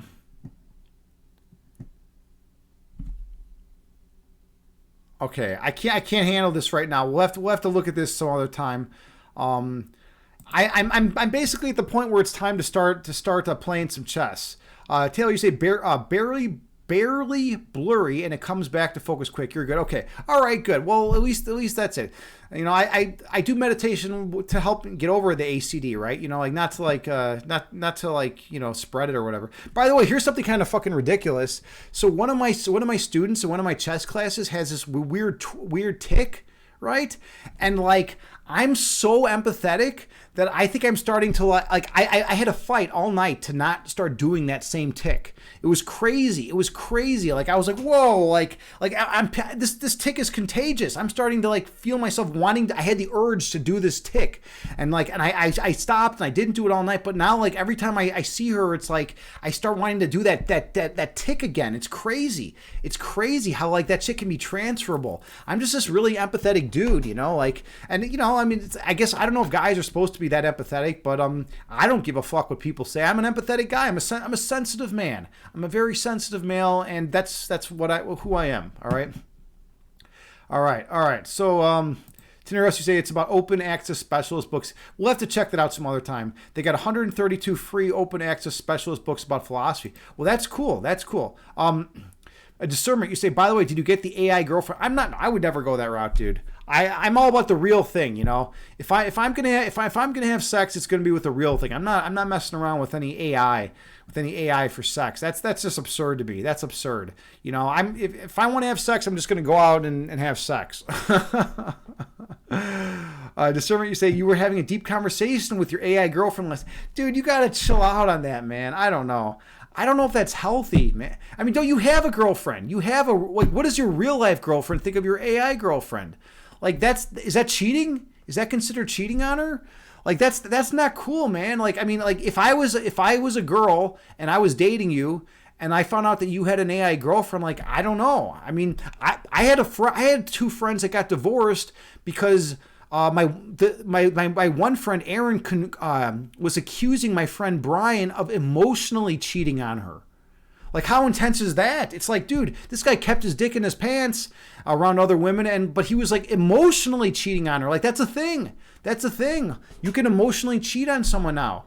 Like, I mean, That's a lot, right? Like, but it's like actually a thing now. So like, you got to be careful. You got to be really careful nowadays. I don't know. Like back in the day, I thought it was just like being like a nice, kind human being to like another girl, you know. But like nowadays, if you're like sensitive and like compassionate to another woman, like you know, your wife could divorce you, and it's like, yep, you were cheating on me. You were there when your friend started having having problems with her relationship, and you were like you were counseling her, you were giving her advice, you know, so like, I'm divorcing you. It's like, holy shit. It's like, holy shit. It's like, I even, you know, put the toilet seat down and you're still going to divorce me. Like, that's crazy, right? Let's see. Yeah, Tinder, it is kind of ridiculous, right? Discernment Pagani say it's not real though. I mean, I don't know. I don't know if it's real. People are very sensitive about these AI girls though. Like, it's like, if you do that, man, like your girlfriend might break up with you. I'm cautioning you. I'm not saying it's right or wrong. I'm just saying you got to be careful, man. People are taking shit seriously. I know 2 people's relationships that have ended because the dude was supposedly emotionally cheating on their wife. Like, that's serious. That's serious. Like, I mean, she and my friend Erin, you know what she literally said? It would have been better if you had just fucked her. Like, how crazy is that? She's like, I would have been less upset if you had just fucked her, but instead you had to emotionally cheat on me. She's like, what a slap in the face. Like, holy shit. The dude was like giving her counseling and like trying to help her out because she just got through a tough breakup. And like, and his wife's like, nope, we're fucking divorced. We're through, right? By the way, Rust Bunker, thank you so much. Thank you so much. You say, bro, your stream is on fitness, not on chess. I know. I'm about ready to play chess. Just hang tight. We got into this crazy discussion about all sorts of stuff. You want me to play chess? It's about time. Let's play some chess right now. Let's do it. By the way, fitness is my main thing. I do guided meditations here, and that's part of mental health and fitness, right? All right. Okay, we're gonna play some chess. Do you want me to switch it to chess? You're new here, Rust Bunker. I'm gonna switch it to chess right now, just because you're telling me. So give me 1 second. We're gonna do chess. All right, we are now gonna be in the chess category. I listen. I'm receptive to what the audience wants. I'm a sensitive, receptive guy. And Rust Bunker, even though it's your first time chat, we are now in the chess category, and we're gonna do all sorts of stuff. So let's play some chess. All right. So we got this going. Taylor, you say keep it as fitness. Oh, now we got all this other stuff going on. We'll switch back and forth. Hold on, lead chess. We got to go to lead chess. Give me 1 second. Here we go. We're gonna create a game on lead chess. Okay. All right. Well, yeah, Taylor, we'll switch back as soon as the chess game is done. I mean, I am a fitness streamer, as far as like I'm friends with all the fitness streamers, and like I'm into yoga and mental health awareness and stuff like that. Hey, Victor Soar, good to see you, friend. Welcome in. Okay, I got to stop with chat because I promised everyone chess, and I haven't gotten to it. Victor Soar, I will get back to what you have to say in just a second. All of you talk among yourselves. Victor Soar is a good dude, and let's play a quick game of chess on Lee Chess. All right, so you should all be able to see the screen. All right, everyone can see the screen. You can see me. You can see everything going on. We're going to play the Sicilian defense. I have an indirect attack in the center. All right, we got. I think this is called the boulder attack, right? All right, develop the knight. I'm gonna. I should have brought the bishop out to get the hyper accelerated dragon variation. We got this kind of stuff going here. Now I play this line, which the computer doesn't like. The computer hates this move. The computer wants me to play this. Wants me to play d6 instead. But I play this, and then I like getting this pushing. That's like my thing. And like, now the problem with it is that the knight can hop down here and hop in here, and there's problems with it. But like, I always kind of just work around it. It's weird how like the computer cannot. It's weird in chess how the computer cannot like a move, but you can still like it. That's like the weird thing. Victor, sir, do you ever notice that how the computer like cannot like a move, and I gotta like focus on the game. The computer cannot like a move, and you might still play it anyway, even though the computer says it's not the best move. Like, I'm curious to other chess players, like other series. Victor Soar is a very good chess player, by the way. I'm gonna give this guy a push. I'm gonna pose a question to this bishop in a second. If this knight hops over here, he's looking at hopping in here. I might have to develop my queen over. Like this can get annoying. Okay, so he's looking at trading off bishops. This is my good bishop, right? So now, yeah, now I'm too late. I'm playing h6. All right. So what do I play here? I think I go after the light square bishop. No. What do I do here? Oh, can I get the push in now? I think now no, I can't because this bishop's pinned. What do I play here? Take. Yeah, he's got enough. I mean, there's this kind of stupidness. My light square bishop is garbage. I have a6, which is always an idea. I mean, I kind of like the idea of expanding on the queen side, right? That's what you're supposed to do, right? They're going to attack on the king side. You attack on the queen side. It just feels. I mean, I have this. Then we have this kind of idea. You know what? I want to get this break in. I really want to get this break in. So we're gonna go with this. We're gonna go with this. He's gonna play this. I'm not gonna take, and then I'm gonna push out. All right. So yeah, we're gonna have this idea. He'll take. Oops. He'll take here, and then I'll take here. So I'll just pre-move that. I like the fact that this negates the light square bishop. Hopefully everyone can see this. Yeah, we're all good. We're all good. All right, cool. So we're playing chess. We're playing chess here. By the way, everyone who's wandering in from the chess category, I normally stream in fitness and health. I'm a meditation streamer. My name's Agni James, and yeah. So by the way, this all breaks down. There's this weird, annoying pin. Maybe queen out. Put some pressure over here. I have this. I don't want to play this. Well, I could play this actually. Throw a punch at the knight. Queen over. I'm actually all of a sudden not liking my position, to be honest. All right. This is what happens when you stream. Victor Sor, you know this, man. When you stream, it's like we don't like the chess, the level of chess play goes downhill real quick. Like, hold on. If I push out, we got like take. I mean, does he have like, no, he doesn't. I was looking at checkmate threats. Let's go with this. Just go with this. I just want to kind of open things up a little bit. I don't know. I might be fucking up. My level of chess play goes to garbage. Oh, look at this. I could even take there. No, that would be terrible. Then his queen's going to get this diagonal. I could block it off. I want to open this shit up though. My light square bishop needs to get active. It's important to get your light square bishop active in chess. You say, Victor, so you say, yeah, because it's harder because your mind is on Chad and chess. It's totally harder. Okay, so he castled that way, right? So now I'm looking to attack on the queen side, right? That's how it works. He should be. I don't know why he's kind of slow over here. He should be. I feel like he should be attacking me more over here. Let's see. Maybe he doesn't need to. I could just take over here. I feel like A5 is an important move at some point, but maybe not here. All right.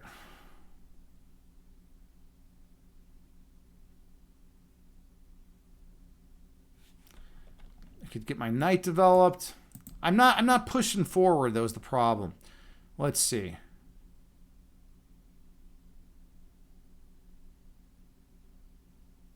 And his bishop is great, by the way. His light square bishop is really powerful right now. All right. I want to get this push in, but it's a little slow. Wait a minute.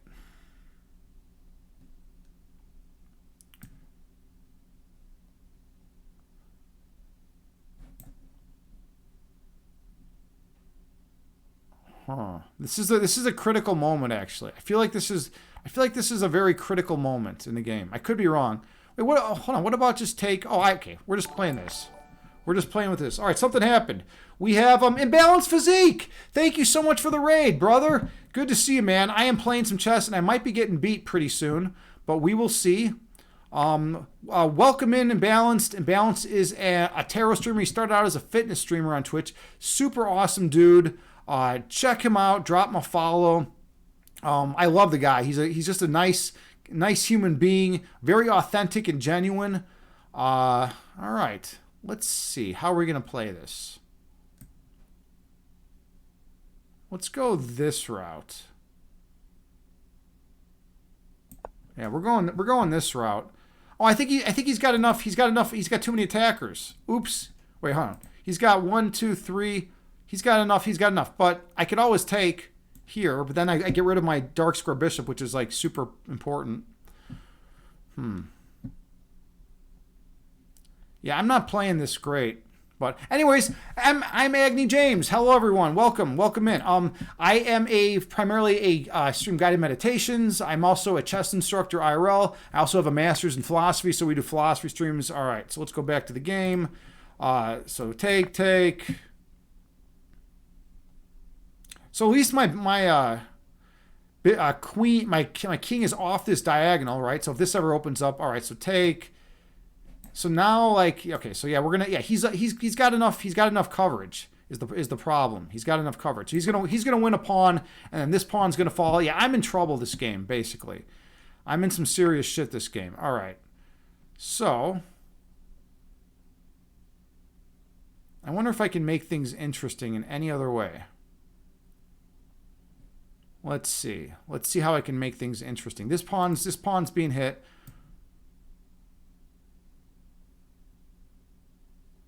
Let's go with this idea. All right. I want to try to push up over here. And he's got this check.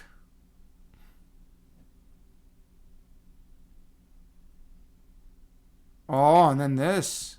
Hold on. He's got check. Here. Ooh. Oh, I'm toast. Hold on. I'm going to have to run over here. Oh, this is okay. This is not bad. This is bad. I mean, this is bad. He has this check, right? If I come here, yeah, he's got me. Holy shit. All right. So I think I got to run over here. Uh-oh. This is really ugly. This got really ugly really quick. He's going to hop in. I might have to sack my rook. I might have to sack my goddamn rook here. I mean, is there a mate over here? A mating threat? It looks really scary.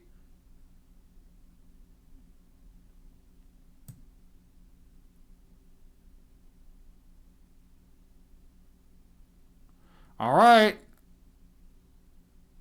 Yeah, everything is effed right now. I think I'm toast. And then when he moves this knight, he's got discoveries. You know, luckily he doesn't. Oh, he's got that discovery. Shit, then I got to move my queen. Yeah, I really butchered this position. I'm a much worse player when I stream, I'll tell you that much. I cannot play good chess. When I stream. It's funny too, because like, on chess.com, the highest I ever got was 2012, right? And now I'm playing like what? Like Victor, so what would you say? Like I'm playing like a 1300? On chess.com, daily chess, I got to 2012. On rapid chess, I got to 1861, I think. Yeah, and now it's just completely over. Can I do anything? Can I come back here now? Just come back, I guess. Oh no, he's got every single idea is just garbage. This is really, really ugly. When I'm talking, I can't play. Okay, so he takes, so I got to take this way. Now, I'm assuming there's a mate somewhere here that I'm missing. Or did he just let me off the hook? This dude might have just let me off the hook, which would be crazy. I mean, I'm only down a pawn. I could be wrong here, but this dude might have just let me off the hook, which is insane. I don't know. All right, and by the way, Imbalanced. How you doing, man? How's life going with you? What were you streaming today? Were you doing tarot? Today? Okay, so he throws that check in again. You know what? I'm just gonna fucking block. I'm just gonna block, and if he If he really wants to trade queens, I'm totally cool with that. And one other cool thing to note, his light square bishop is kind of blocked out. It's out of the action. Does he want to trade queens?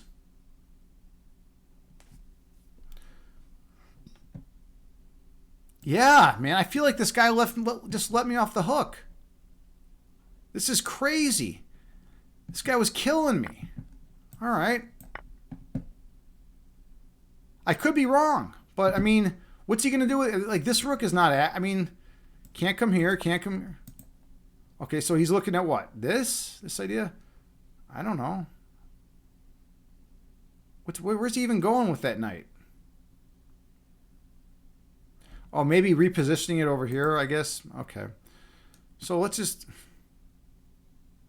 get all my pieces active. Or I could just take the pawn. I could take the pawn and be on this important... I'm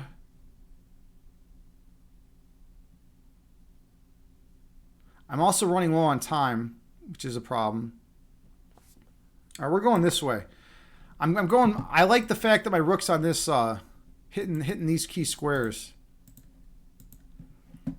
They call them rooks, pigs on the 7th and pigs on the 2nd. When you get your rooks to the 2nd and the 2nd and 7th and 2nd ranks, they can gobble up pawns pretty good. This guy's also killing me on time. All right, so now let me throw a punch at his rook. I should have actually played this. Okay, so now he wants to trade. Oh, and I can do this because the bishop's covering. The bishop's covering, or there would have been that fork. All right, so let's go on with this. Notice how he would have had this fork, but the bishop is covering that square. So let's pre-move this. So he takes, I take. He can always defend this pawn, by the way, with this bishop over here on B1, right? I like the fact that his bishop is just blocked off right. I got to get this knight active. This knight needs... Oh, this knight can get into the party. So, like, knight, bishop, you know, rook, all my pieces converging. By the way, he's going to take here. Oh, he didn't take. He did not take.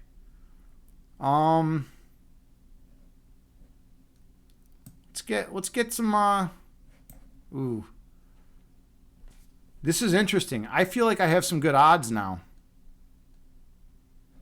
Maybe he's looking at coming down here. All right, we're just gonna hop the knight in, and sure, he can come down and check me. Oh, this is a problem though. He comes down and checks me if I move the knight, and then he's got this idea. Ugh, because with the knight. All right, I'm giving his knight a kick.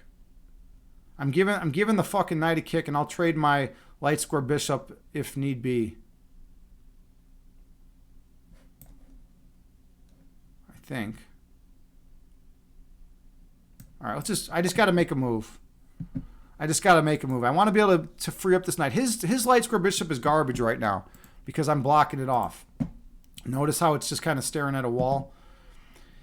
I mean, I believe he's going to play something like this, right? And then I have to take, and then he takes. Oh, he didn't do that. All right, so that's kind of interesting. So now there's a question of what I should do. I could take. I'm going to go in for this.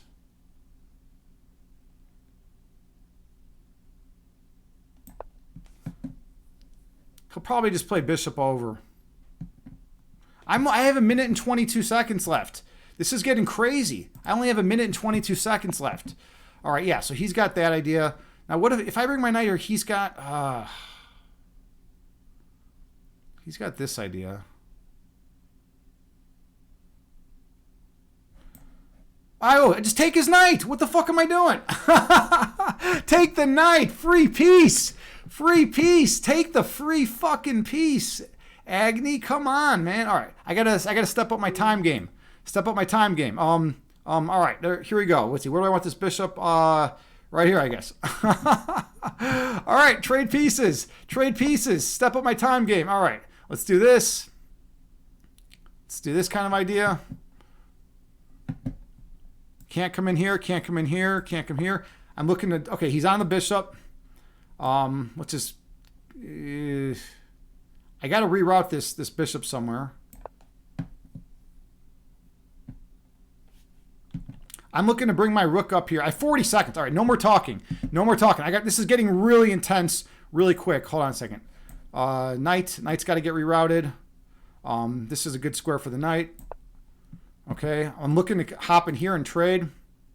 I want my rook up here. Stop talking. I got to stop talking. All right. Yes! Let's trade some pieces, make things easy. I have 29 seconds. Oh, he's got this check. All right. This is serious. This is getting serious. I might at least get a draw out of this. I was totally lost here, by the way. I was totally lost. I think I'm going to get a draw, at least. This is a game I should have lost. I got to stop talking. I can't stop talking. Fuck. I can't stop talking. I got to shut up. Okay, I'm going to shut up right now. Meditation. Meditation techniques. Got to stop talking. I want to take... Okay, so... Take this pawn. Checkmate. Checkmate threat. Checkmate threat. He's probably going to come over. Ooh! Got him! Woohoo! Yeah! How about that, man? How about that? Comeback of the century. Comeback of the century. Woohoo! Fuck yeah. I was playing like garbage. I mean, the whole key to that game was that I got his light square bishop off sides, right? He had his lights. He wasn't playing with his light square bishop. That was the comeback of the century. Holy shit. Victor Store, yeah, free night, man. I got that free night. That was also the craziness. Holy shit. Wow. Woo! That was intense. Here, let's do a quick analysis. I'll show you like how badly I was getting beat. We'll do a real quick analysis. Good old Stockfish 14 is our friend, Stockfish 14. So look, I'm going to show you the move it really doesn't like. It doesn't like this move. So it wants knight f6 right here. Actually, it's saying this is not bad. It was a different line. It was a different line then. Okay, hold on. All right, so I'm winning here, right? Okay, so we got this, right? All right, so it's about even. Yeah, about even. All right, hold on. Okay, what do we got going on now? We have a thank you so much for the follow. We have Muso Patty Savage Tarot. Thank you for the follow. Much appreciated. I'm a meditation streamer primarily, but I'm also a chess instructor, IRL, and I'm also a philosopher. I have a master in philosophy. And by the way, Noger's here. Big shout out to Noger. Noger, I've given you 2 shout outs already this stream, man. Your name keeps coming up. One of the people that hangs out in your chat, where is he? Where was he? He was here earlier. I can't find his name. Where is he? Ivan Neo. He says he's out in the Chicago suburbs. Yeah, he was here earlier, man, and your name came up, dude. Because him and I were talking about. We were talking one day. Yeah, let's give you another shout out, man. Noger's a philosophy streamer on Twitch. Super awesome, dude. Everyone should drop him a follow. He's read 410 or so. Philosophical journal articles on Twitch. Awesome, amazing human being. He represents New York City. His main downfall, though, he has one major fault. He actually thinks New York City has decent pizza. He actually thinks it's pizza. In New York, they don't even have pizza. That's like what they eat there is not even pizza. It's all about Chicago-style pizza. There is no pizza other than Chicago-style pizza. So he's pretty fucked up in that regard. But other than that, he's a top-notch guy. He just doesn't know what pizza is. I mean, he's too busy reading philosophy and he doesn't know what pizza is. All right, so we had this position. Okay, so this is the move it hated. Yeah, what did it want here? Okay, so it wanted d4 here. It wanted d4. And I was thinking about d4, but my reasoning was, man, my dark square bishop's going to be all blocked up, with these pawns. And then, but I guess it's going to get traded off anyway, so what the fuck, right? So I should have played d4. That was a terrible idea. Now he's just killing me. She's up 2 points. It hated this move, right? It hated it. it wanted push. It wanted push, right? Take some space. But then look at this light square bishop. This light square bishop comes active, and sure, I have a bishop defending it now, but like I can never get this push off. And he's got ideas of like getting a piece. Well, maybe not here because of this pawn, but I don't know. I mean, I was doing a lot of talking. I mean, he's killing me at this point. So like, yeah, he's killing me. So yeah, he's still killing me. He's up four points here. Yeah, this is where he should have won. I played the right king move. This is king h6 is the only move that gives me a chance. Look at this. Look up here. That's 4.8, 13.5, and 15.5 for all the other moves. So at least I played the right king move, which is something. All right. So then he played the best move. All right. So then I just came back here. And the computer does not like this idea at all. Of course, right? The computer wants him to trade queens here. And look at this. And now we're almost even again. All right, cool. He's up the pawn. So he's up a pawn. And that's it. This was his mistake. Bringing the knight here. Was his mistake. And I played the best move. I played the only move that gives me an advantage. A rook to f2. Can everyone see that? All right, good. Sometimes I talk and people can't even see the board. So a rook takes f2. Yeah, and by the way, rooks, yeah, like I said earlier, rooks are super strong on the 2nd and the 7th ranks. Like, and that's why I won the game, because my rooks were super strong there, right? I was able.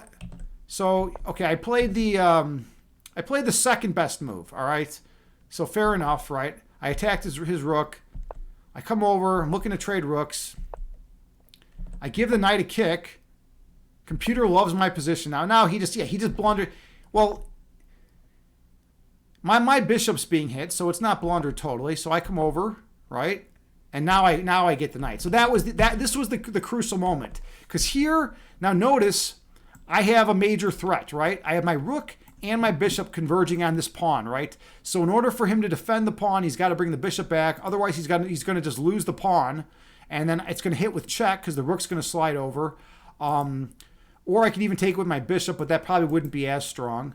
But then I'm able to capture the knight. So there you go, free knight, right? And then the main thing here is I'm able to double up. So I just retreat my bishop. I'm able to get rid of this really strong light square bishop. And by the way, notice how my knight defends this key g6 square as well, right? This is key because look, his bishop and his rook are converging on it. My knight's here, and this was the killer move because his bishop is going to be completely stuck. His bishop's been dead the entire game, just staring at this pawn, He's like, man, I just want to move my bishop. I can't do anything with it. My bishop sucks. My bishop blows, right? And now all of a sudden it's like bam. It's like the fork's going to hit. Otherwise, he's got to even get rid of his light square bishop. He takes, I take, he takes, and now this is just ridiculous. This double rook. This is called doubled rooks. I have a double rook battery right here. I'm just going to mop up everything. I got checkmate threats coming, as you see, and then we have game over. And that's how chess is played. That's how you win at chess. All right.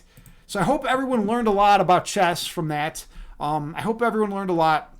This is how it goes sometimes. Victor, so you say, oh, you also wanted d4 because e5 doesn't seem that hard. Yeah, I mean, there's a lot of stuff, right? There was a lot of stuff I could have done in that game. But it's just when you're streaming, it's a mess, right? I am a terrible multitasker. I will admit that, right? I'm really bad. Like when I play chess, I close the door. I sit there. I'm focused just on the screen. And, I can play really high-level chess that way. Like I said, I got my rating over 2,000 on chess.com. On daily chess, I was 2012, right? If I can play 2012, I shouldn't be playing like a 1,400 when I'm streaming, right? That was 1,400 level chess right there. That sure as hell was not over 2,000 rated chess, right? Hey, we have a first-time chat. We have a Muso Paddy Savage Tarot. Greetings from Dublin. Cool to meet you. You're a Heidegger and Emmanuel Levinas guy yourself. Cool. Well, welcome in. Yeah. So you're a continental philosopher guy. So I did analytic philosophy. I got my master's in analytic philosophy. That's my background. So I studied a lot of 20th century analytic philosophy. All my continental philosophy was learned just by me reading on my own, right? all my Sartre and Camus and Heidegger and Derrida and all that stuff was I had to read on my own. Hegel. Like in my program of analytic philosophy, we never discussed any of the French existentialists. In fact, my department head, and this is crazy. This blows a lot of people out of people's minds. My department head said that there's only been one good French philosopher ever. How crazy is that? And he said that was Descartes. Isn't that insane? Like, that is the stance that the department head took in my philosophy program, right? So that's pretty crazy. Okay, we're gonna go back to fitness and health right now, by the way, because someone was giving me shit earlier because I was in the wrong category. But yeah, so that's a pretty crazy stance, right? To say that nothing, he even said that nothing else was even philosophy. He said none of the other French existentialists, they weren't even doing philosophy. Like, how crazy is that, So, we were just reading like analytic philosophy, and of course we read, obviously, Plato, Aristotle, all the the pre-Socratics. We read all that stuff, but like he would give no props to any of the continental philosophers and any of the work they did, which is really odd in my mind. But like, there's like this big divide between analytic and continental philosophy, and I think slowly over time it's kind of lessening, and it's starting to merge into one group. Like, people are starting to hate each other, more or hate each other less, right? But yeah, that's interesting that you bring that up. That's cool. That's cool that you're a Heidegger guy. Heidegger's one of the most profound philosophers ever. Especially in the continental scene. And he was, he was from the Black Forest, right? He was from the Black Forest, if I recall. I also think that's pretty cool. Noger, you say that's awesome. You have a soft spot for Heidegger yourself, but you do mostly analytic stuff. Yeah, and same thing. I was trained in analytic philosophy. So that's what I mostly do. My primary focus is philosophy of mind, philosophy of science, and metaphysics. Those are my three areas.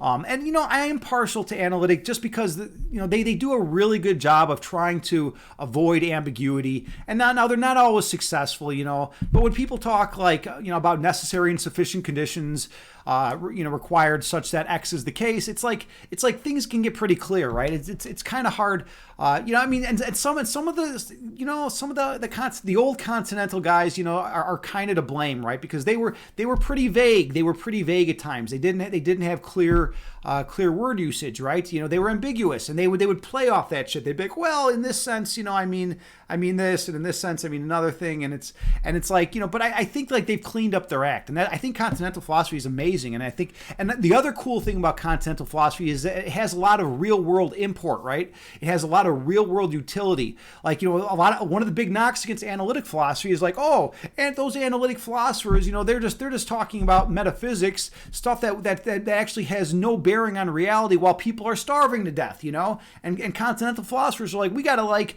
do something. We got to be politically active. We got to make sure that people are are eating, right? And it's kind of important that people are actually fucking eating, right?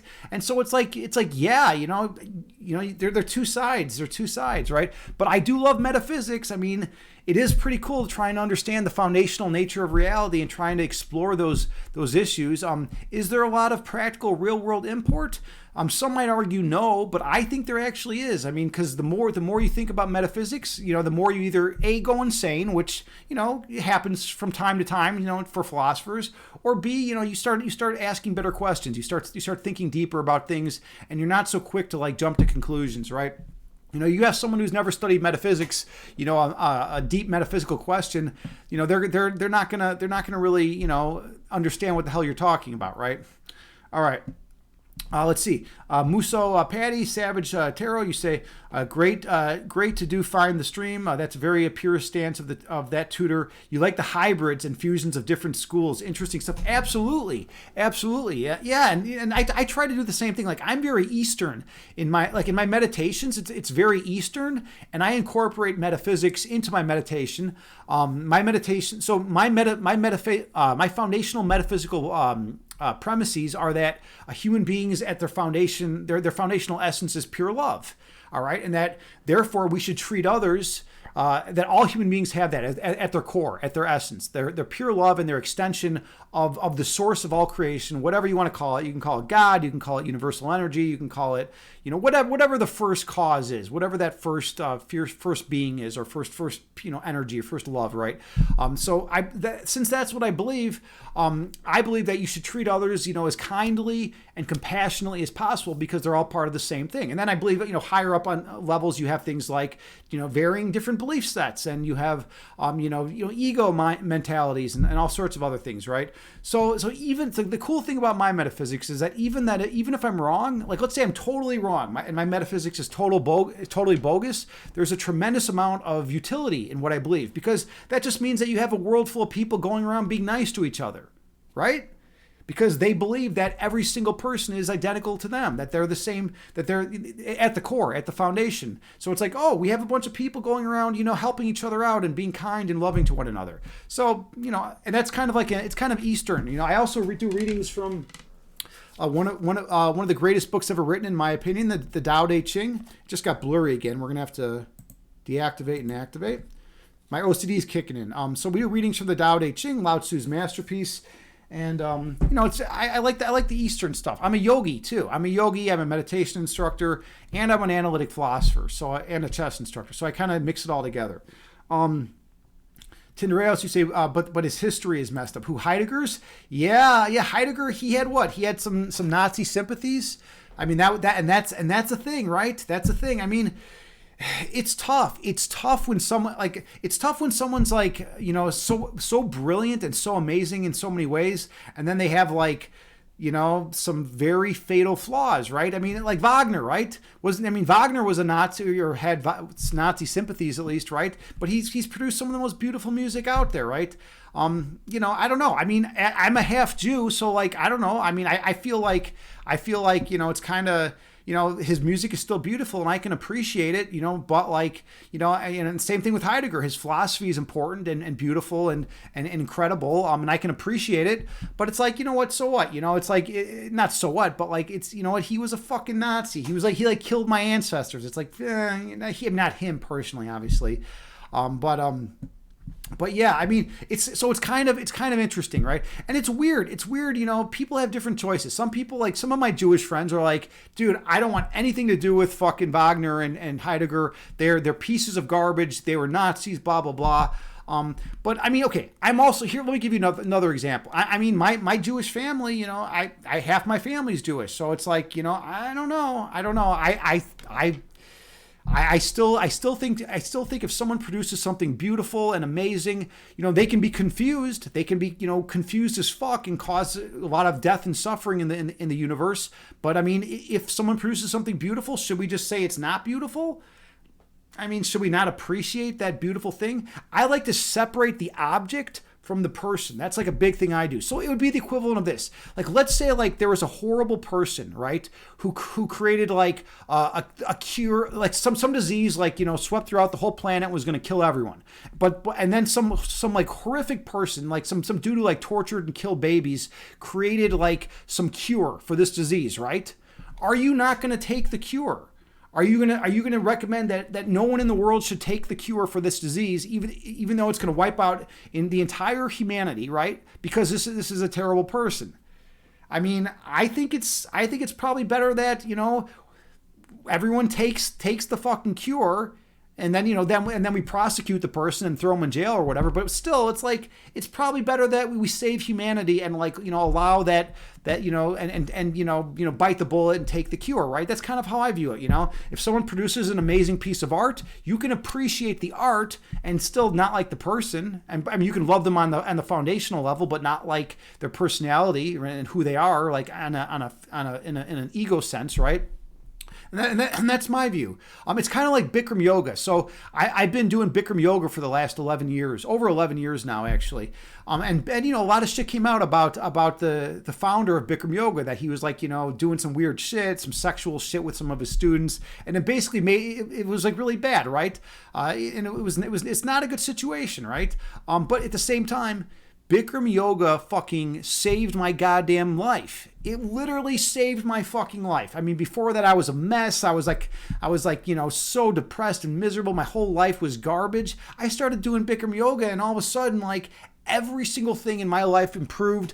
I started, being able to help people more. I was doing tons of guided meditations, helping, I was eating healthy. I was volunteering all over the place. I felt happy. I felt it literally saved my life. Now, and there were people in my yoga studio that stopped doing it when all that shit came out about Bikram. But it's like, dude, this literally fucking saved my life. So it's like, I don't know. I don't need to like the guy. I don't need to say he's a great guy, but his product is great, right? And sure, he did just take 26 postures from the set of Hatha Yoga and incorporate it into a certain practice. But he also heated up the room to 105 degrees Fahrenheit. So if a product is good, if a piece of art is good, if a piece of, philosophy is good, I think you can still have appreciation for it and divorce yourself from the person who created it. That's just my opinion. You can choose to disagree with me if you want, but that's my opinion. All right. Anyways, we got to get to meditation. We got to get to meditation. Let's see. Tindereos, you say I read the book Thinking and Killing, Philosophical Discourse in the Shadow of the Third Reich. Recently, Heidegger is also in there. Yeah, I know. Musso, Patty, Savage, Tarot, you say you love metaphysics, improves your life to know it. Exactly. Metaphysics is awesome, man. It really is. I really love metaphysics, man. That was some of my favorite stuff to study. Okay, at Tindereos, you say hold on, let's dip it. Noger, you said you got to head to bed. Have a great stream, folks. Yeah, thanks again for stopping by, man. And everyone drop Noger a follow. Super awesome, amazing human being and a philosopher. He's a top-notch philosopher. Musso, Patty Savachero, you say, yes, our essence is love. That is self-evident to you. Okay, so you're on board with me. Yeah, you wish others would too. Wow, you've really found an interesting stream. Yeah, you love Jung, and you've just finished reading an anthology of essays entitled Jung in the Shadow of Anti-Semitism. It's a difficult one for you. By the way, you're a member of the Irish for Israel group, so you're supportive of Judaism and Zionism, but you're not hardcore or fanatical. Cool. Interesting. That's cool. I don't know. So I don't know the Irish for Israel group. That's kind of interesting though. I didn't even know there was such a thing, man. That's pretty awesome. So yeah, awesome. And then you said you agree 100%. Yeah, you can divorce a person from something they've created, right? I mean, at least I can, right? But then again, it was my ancestors, people that I never met that got killed by the Nazis, right? It's not like my mother got killed by the Nazis. Like if my mother got killed by the Nazis, maybe I would feel differently, right? If my mother was like sexually assaulted by Bikram, maybe I would feel differently, right? I mean, it's shaky ground, right? It's shaky ground. But it saved my life. So like, I don't know. I still practice it, right? Okay, so I always come out here really intense. And when I play chess and we discuss philosophy, and the energy is always really high. And then we slow things down and go to the place of peace, love, and oneness in our hearts. I'm going to turn down the light.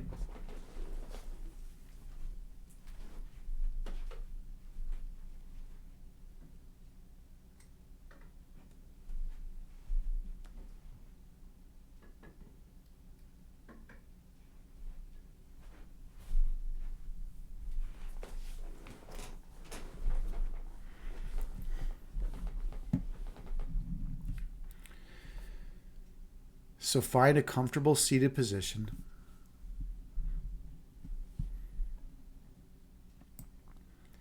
You can sit on the floor in lotus pose.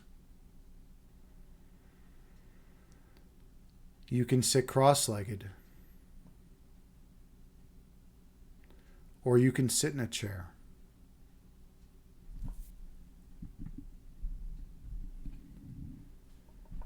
The main thing is to find a position that is comfortable for you.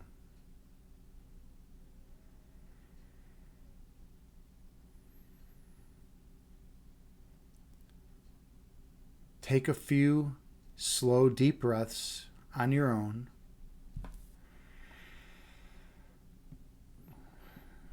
And gently close your eyes.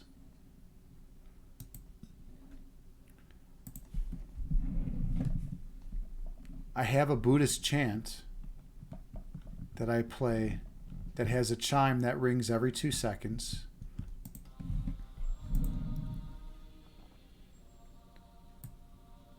And you can use it to help regulate your breath count.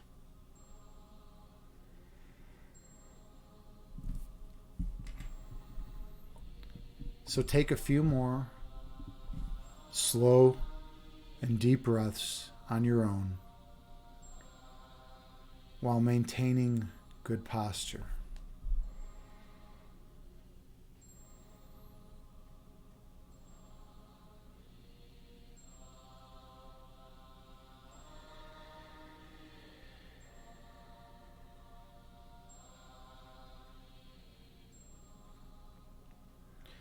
Inhale through your nose, gently raising your belly.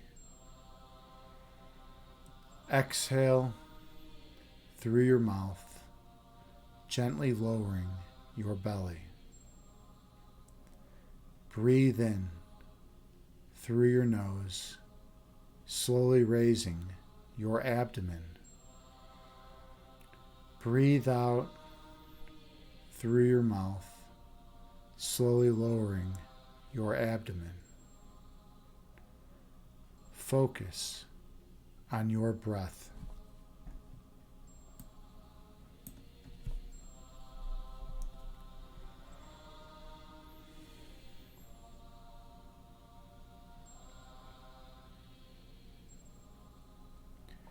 Inhale, raising your belly. Exhale, lowering your belly. Breathe in, raising your abdomen. Breathe out, lowering your abdomen. Keep your attention on your breath count.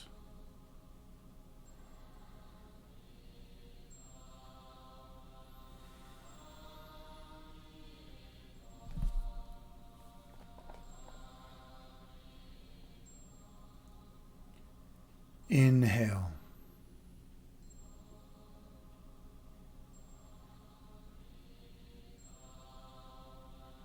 Exhale, releasing all that does not serve you well. Breathe in.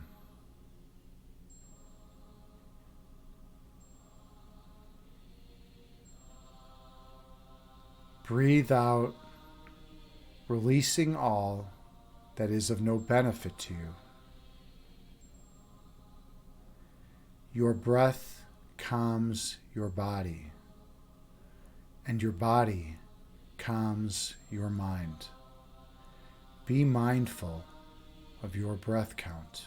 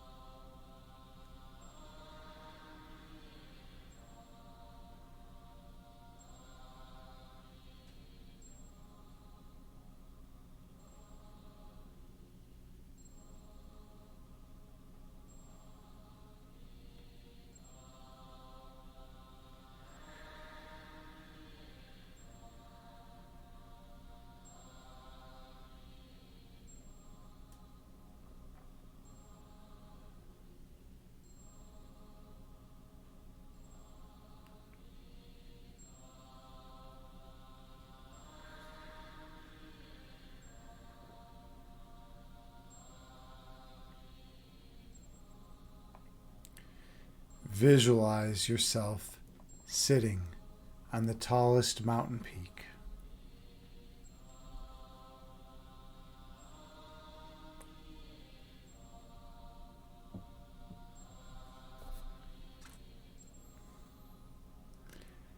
Watching the clouds float through the sky beneath you.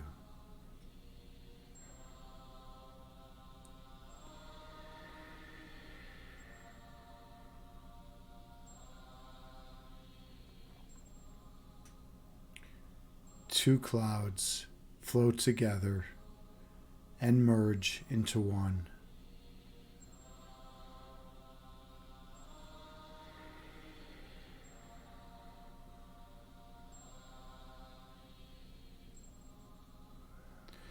And one cloud stretches apart, dividing into two.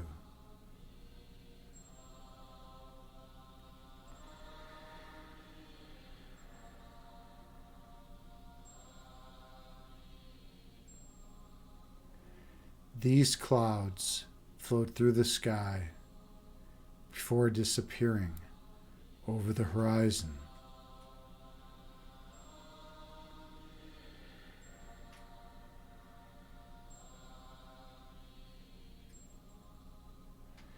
These clouds are like your thoughts.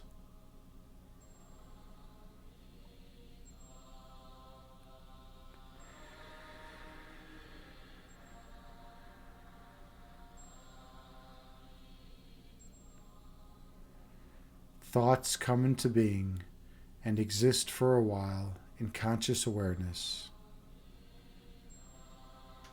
before disappearing from your mind.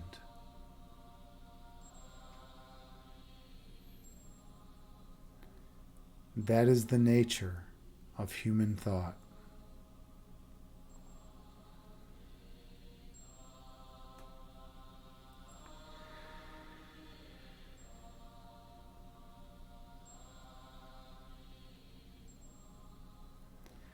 Inhale.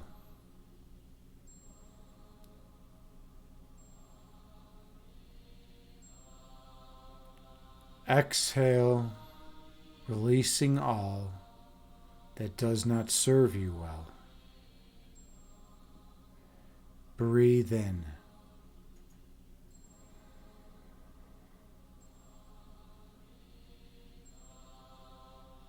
Breathe out, releasing all that is of no benefit to you. Keep your attention directed on your breath.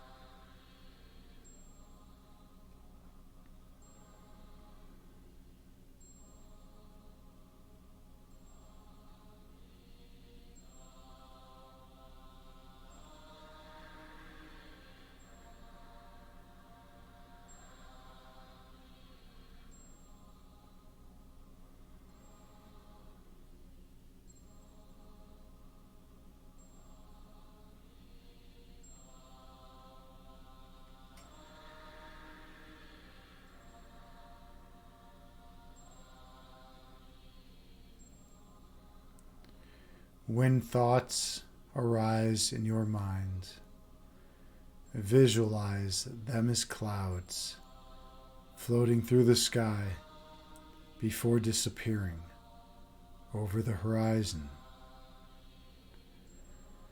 and return your awareness to your breathing.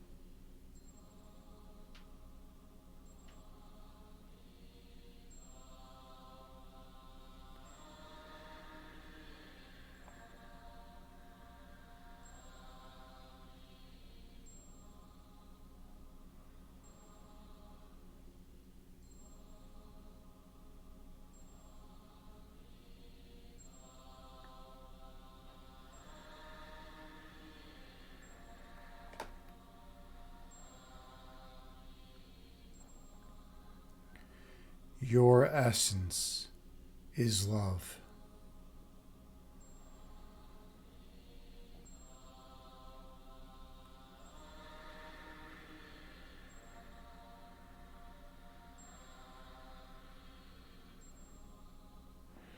Your love is manifested as light.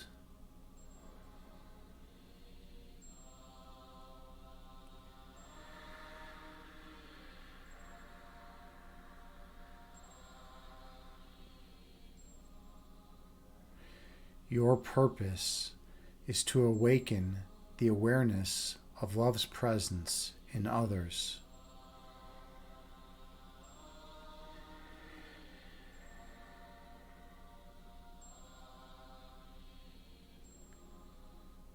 So they can remember that they have the same love as you.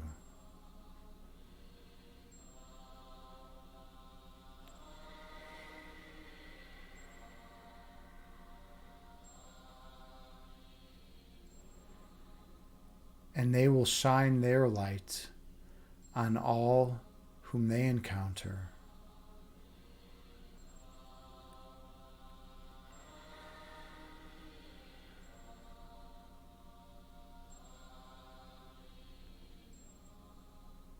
Helping them remember their divine essence as well.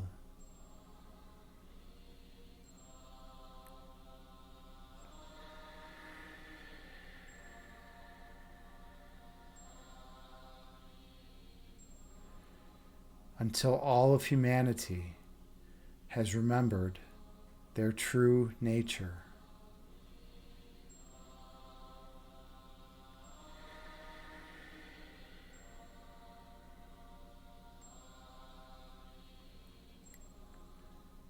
Being love, we flow eternally from the source of all creation.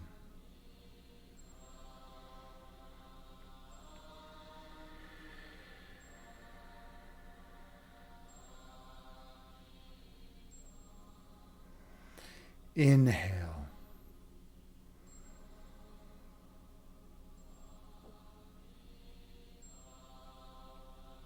Exhale, releasing all that is of no benefit to you. Breathe in.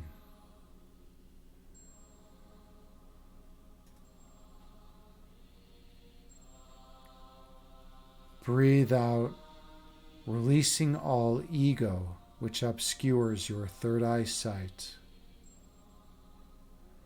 Stay true to your breath count.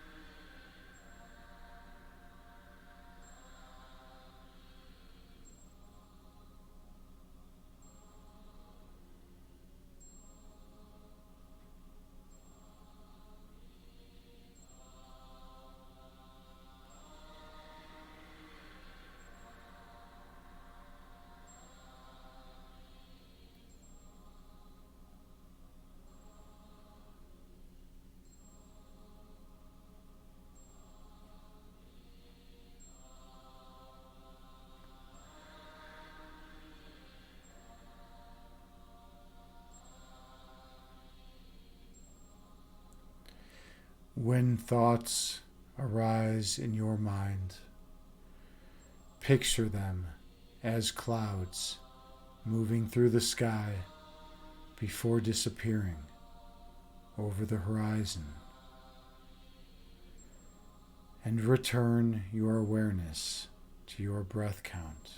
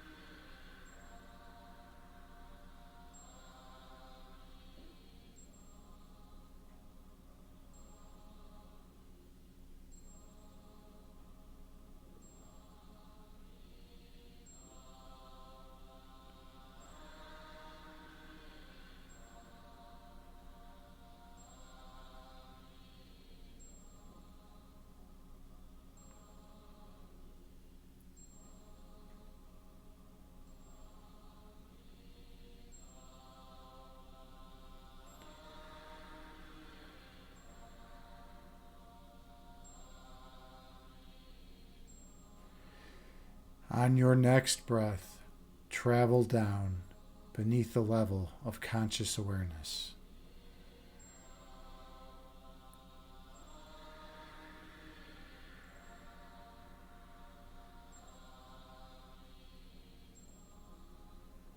Go all the way down to your heart chakra.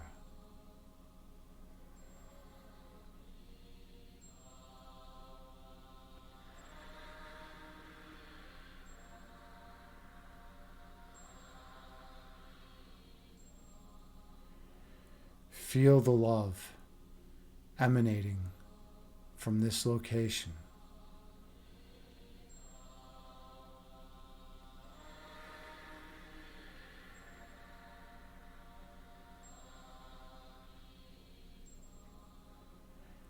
And the warmth which surrounds this love.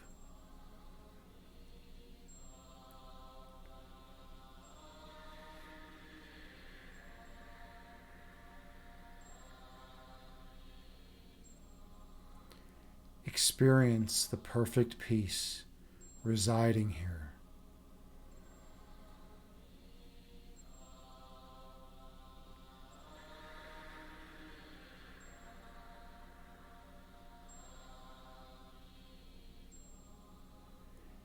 And the joy which accompanies it.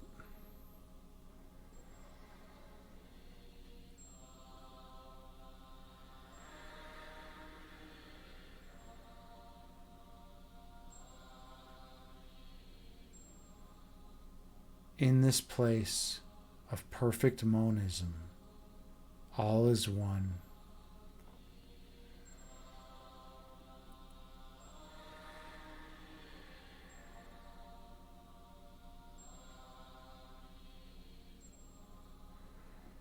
And opposites and division cannot exist here.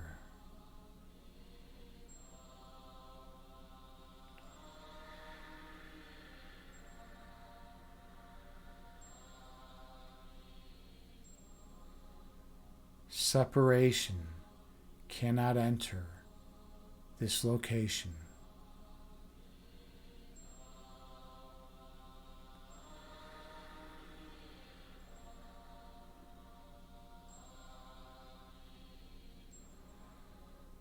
For what has no boundaries cannot be separate.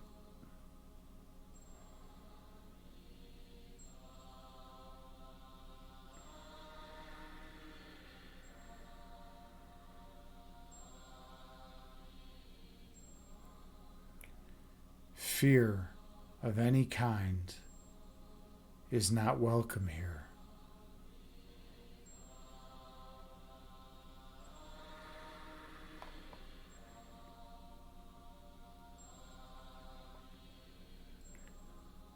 For what is eternally filled with love can contain nothing else.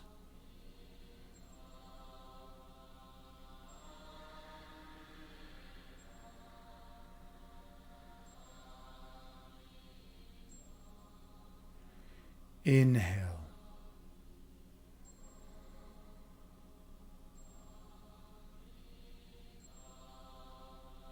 Exhale, releasing all that does not serve you well.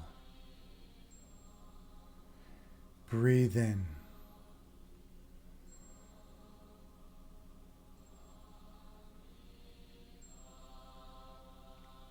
Breathe out, releasing all ego which hinders your evolution. Direct your attention on your breath count.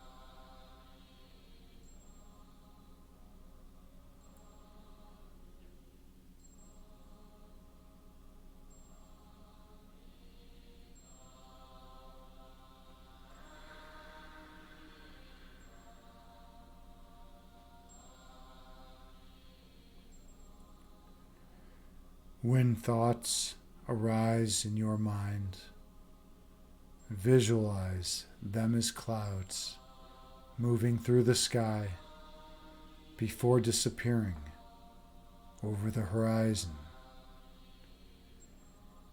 and return your awareness to your breath.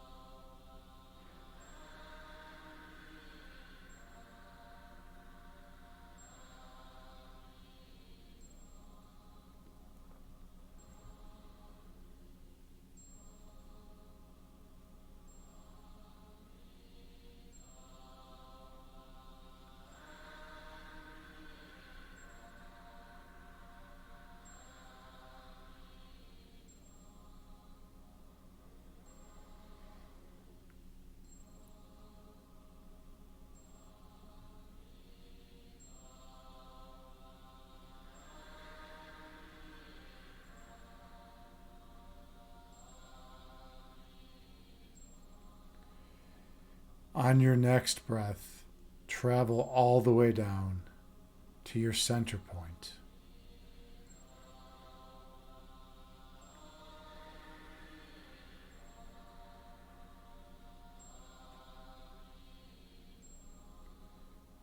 The place at the centermost location of your being.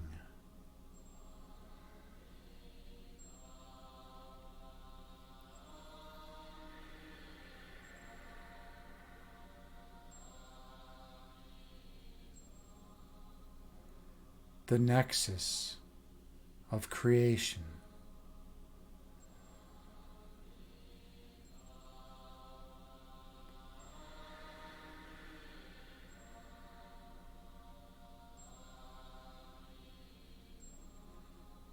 Situated where your love flows the strongest.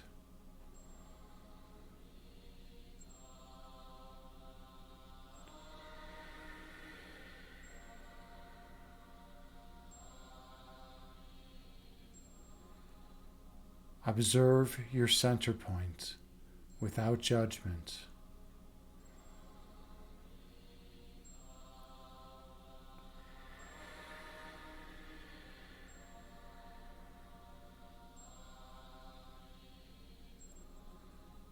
Noticing any sensations that reside here.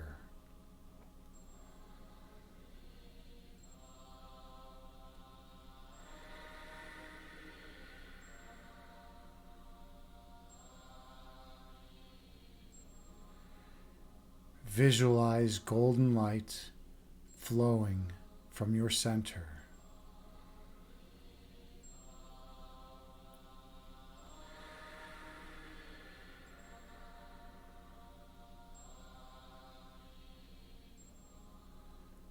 Listen to the frequency of the source of all creation.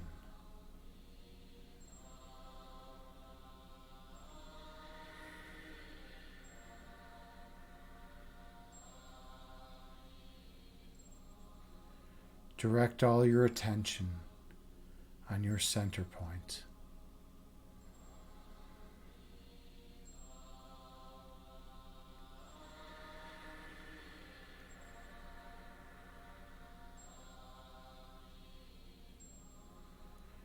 And when you're ready, travel through.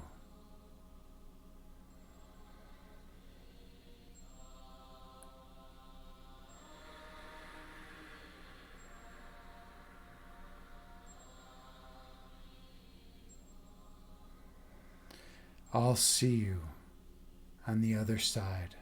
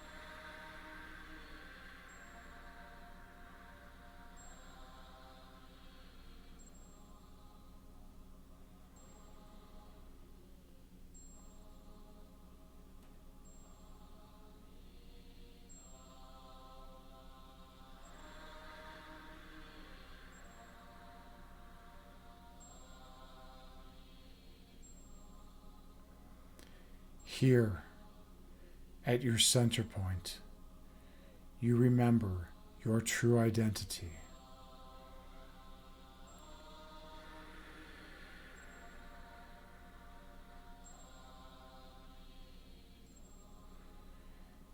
At your center, you recall how you came to be.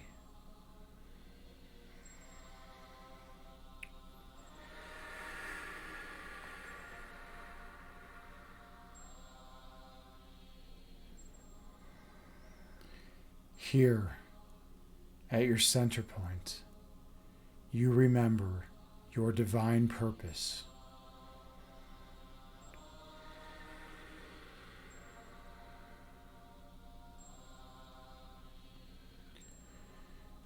To awaken the love and light in all of those whom you encounter.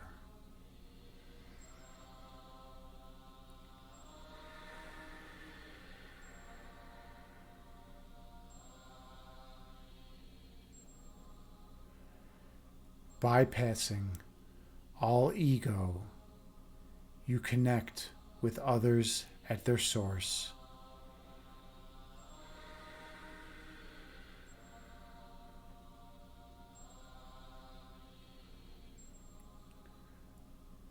Not allowing fear to enter, you connect with their love.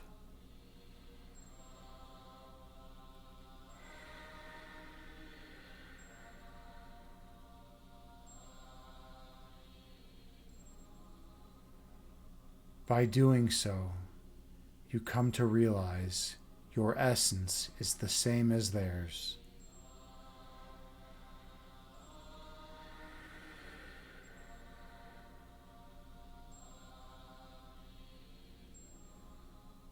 You both flow eternally from the source of all creation.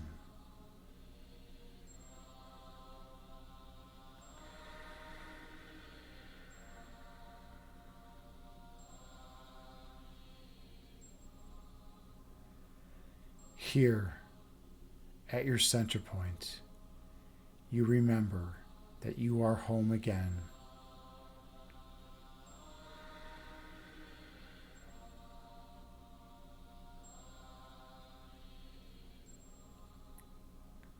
For that is how and where you were created.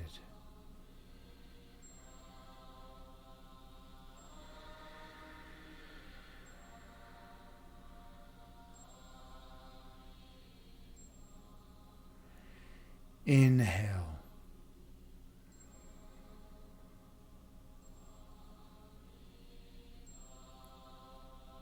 Exhale, releasing all stress and tension from your body. Breathe in.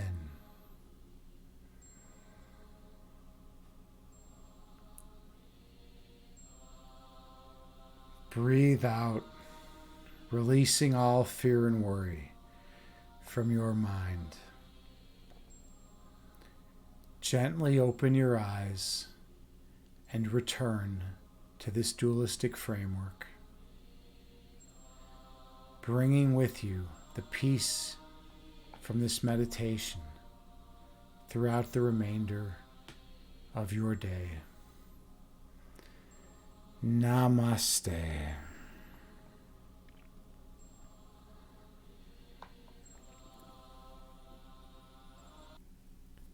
Thank you all so much for sharing this sacred space with me.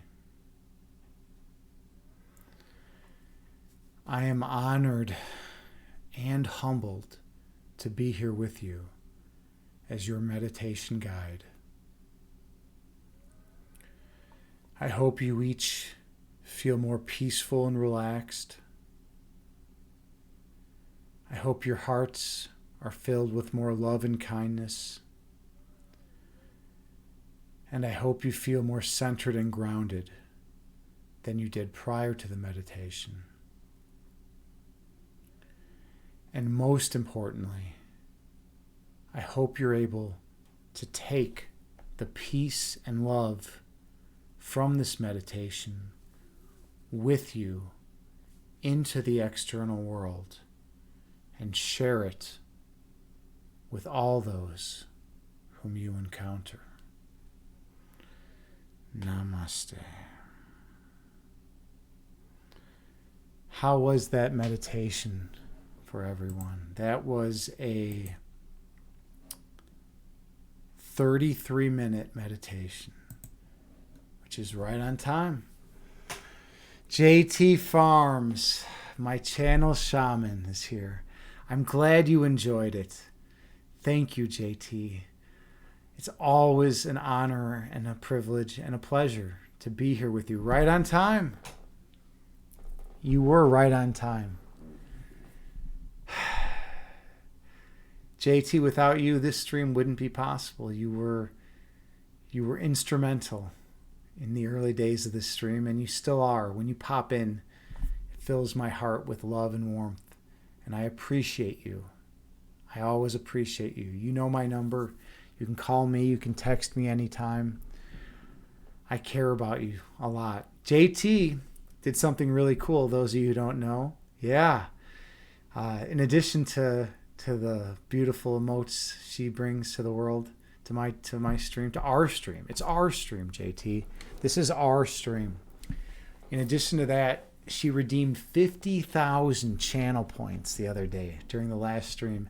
And I did a shirtless stream, a shirtless guided meditation, and a shirtless stream after that.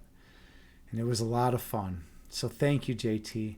Everyone appreciated it. Everyone had a good time. I will say this though. This is kind of weird, but I did have some people. I did have someone contact me after the stream saying that I was sexy.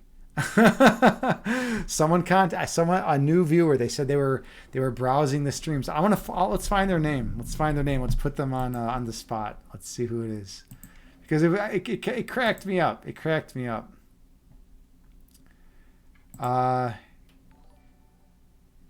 They said, thanks for just browsing the streams and found yours. You are very hot, XXX. How are you doing? and just to show that I'm not bullshitting. Thank you, by the way, for handling that. My channel shaman handled it. Thank you.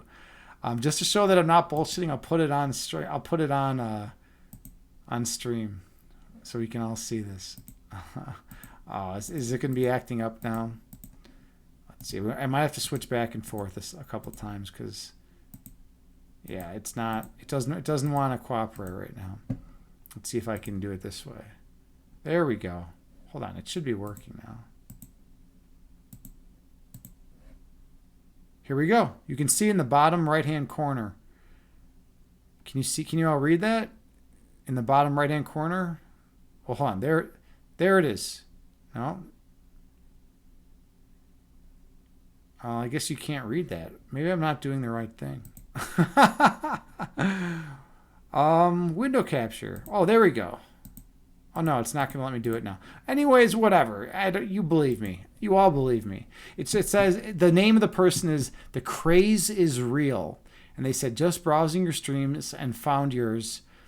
Just browsing streams and found yours. You are very hot, XXX. How are you doing? And so here's how I responded. Thanks for the compliment. I'm logging off now.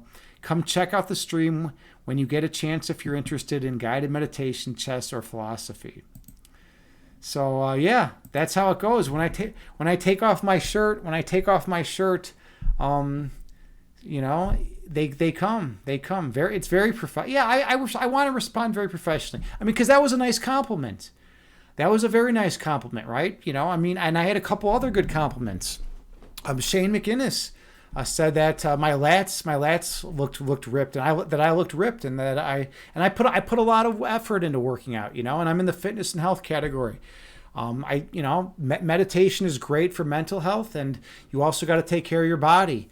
and you know, I work out 3 hours a day. That's my thing. I work out a lot, and you know, I'm not like super jacked, you know, but I'm, you know, I have just, I don't quite have a six pack, but I'm, you know, I'm almost there. I've been pretty close. When I don't hurt my back, I can, you know, get it. I can get it where it's there, but then, you know, as soon as I'm done working out, after like half an hour, it kind of dissipates, you know. But you know, I put a lot of work into it. So when someone compliments me, it makes me feel good. So I'm going to be professional. But yeah, anyways, JT, man. So are you on break or are you off work? What's your current status? I'm always interested. I never know when you're on break or, oh, you're totally off work. Wow. That's cool. It's rare that I stream this late. Where you're totally off work. This is great. So are you at home? Are you at home? Or are you like at your work just on your phone? Caught you right on time. Yeah, that's perfect. Yeah, that's great. I'll tell you what. I'll turn on some lights so you can see this beautiful mug in real light. Actually, here, let me. I'm gonna run to the washroom real quick as well, and then get some water. Let me do something. So my buddy is a musician, and he made a really cool mix, and I'm gonna play this while I go to the washroom, and fill up. And I'll take a 2-minute break. You're gonna love this mix that he made. I think I love it actually. So you'll probably love it. If you don't, then I don't know what to tell you. All right, here it is. Let's get it going for everyone. You're gonna love this mix.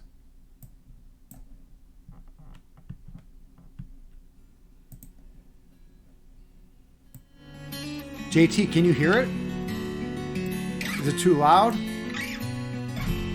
I will be back. Okay, is it too loud or not? Or is it good volume? It's good? All right, I'm gonna be back in just a minute. I love you all unconditionally. Hang tight. I'm gonna urinate and drink some water. Get some water.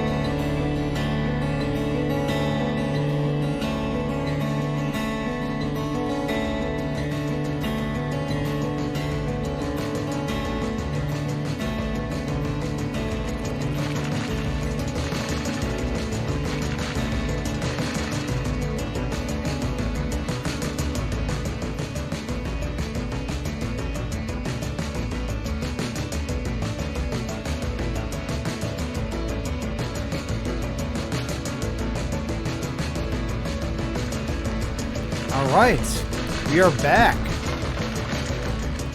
Maybe I'll leave it in the background. It's weird. Most people play music in the background when they stream. By the way, how does it sound with the music in the background, like while I'm talking? Does it sound good, or should I turn it down? I mean, does it sound all right? I'm always interested. Most people do the music in the background. It's low. What about now? Is it loud now? Can you hear my voice? You're my channel expert. Is it too loud?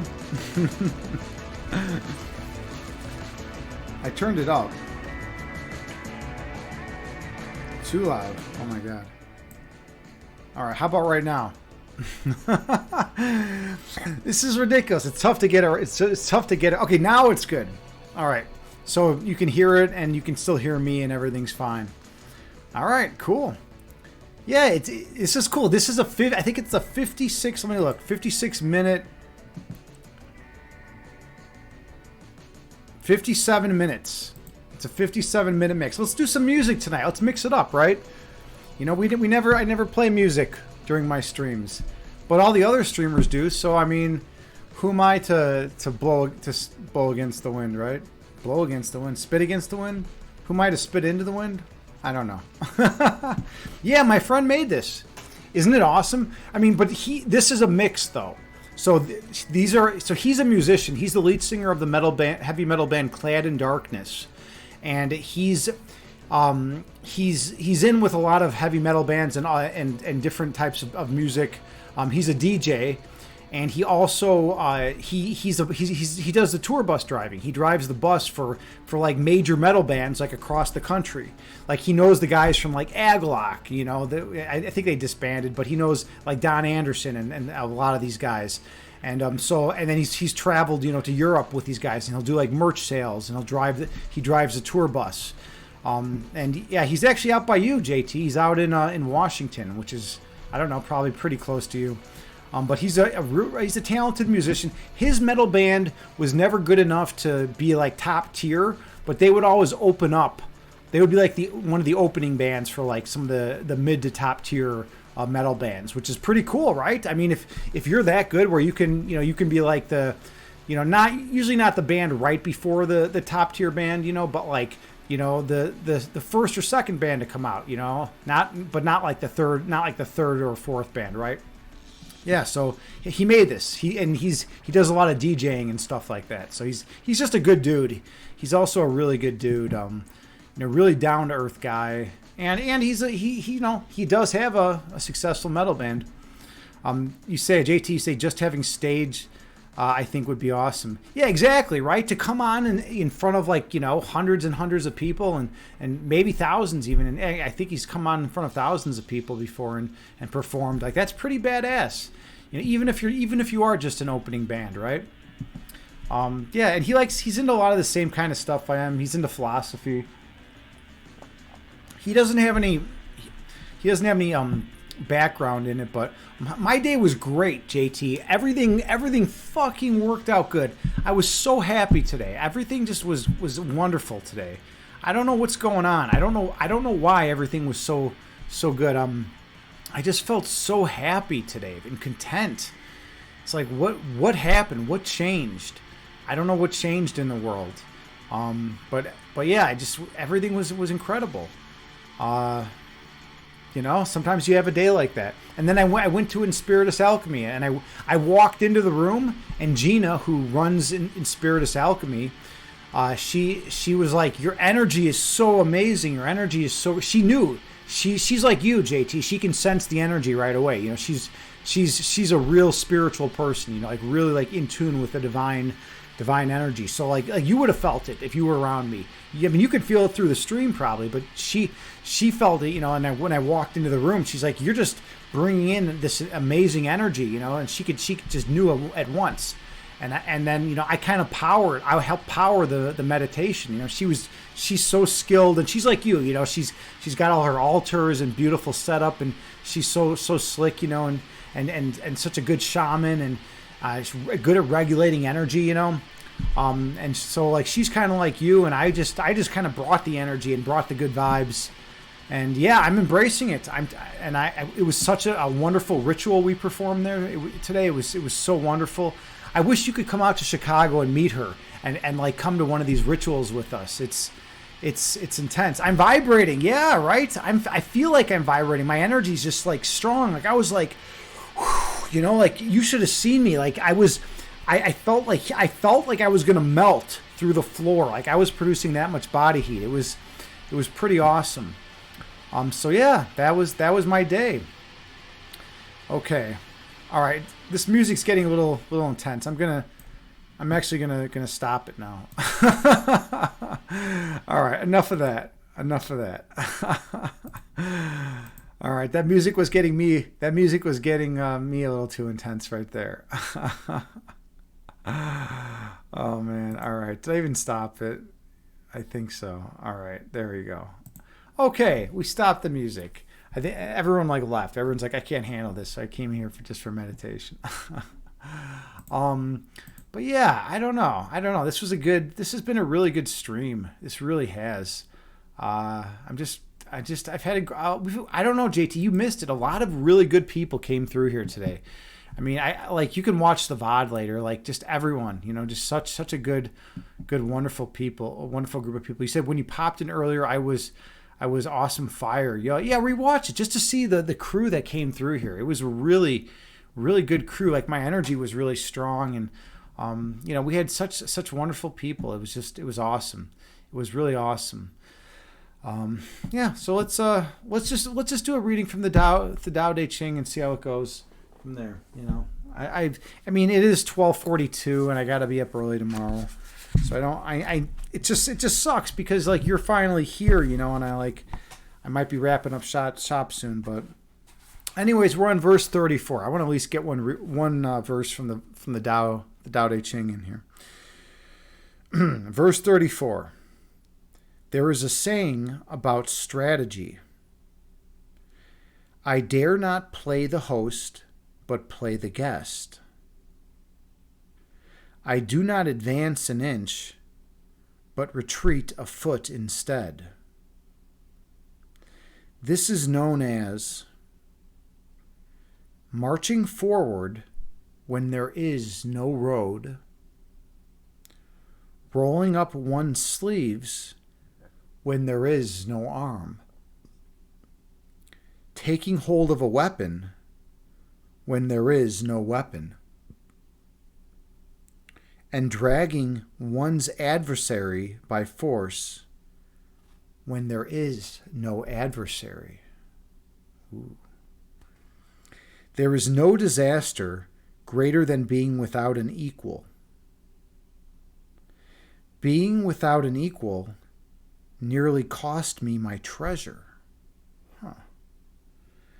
Thus, when the two sides raising arms against each other are evenly matched, it is the one that is sorrow-stricken that wins. Wow, that's some depth. That is some depth. I love it. I love Lao Tzu and his amazing work. Let's read it one more time. We'll go a little quicker, just to get the full depth of it, full breadth of it. There is a saying about strategy: I dare not play the host, but play the guest. I do not advance an inch, but retreat a foot instead. This is known as marching forward when there is no road, rolling up one's sleeves when there is no arm, taking hold of a weapon when there is no weapon, and dragging one's adversary by force when there is no adversary. There is no disaster greater than being without an equal. Being without an equal nearly cost me my treasure.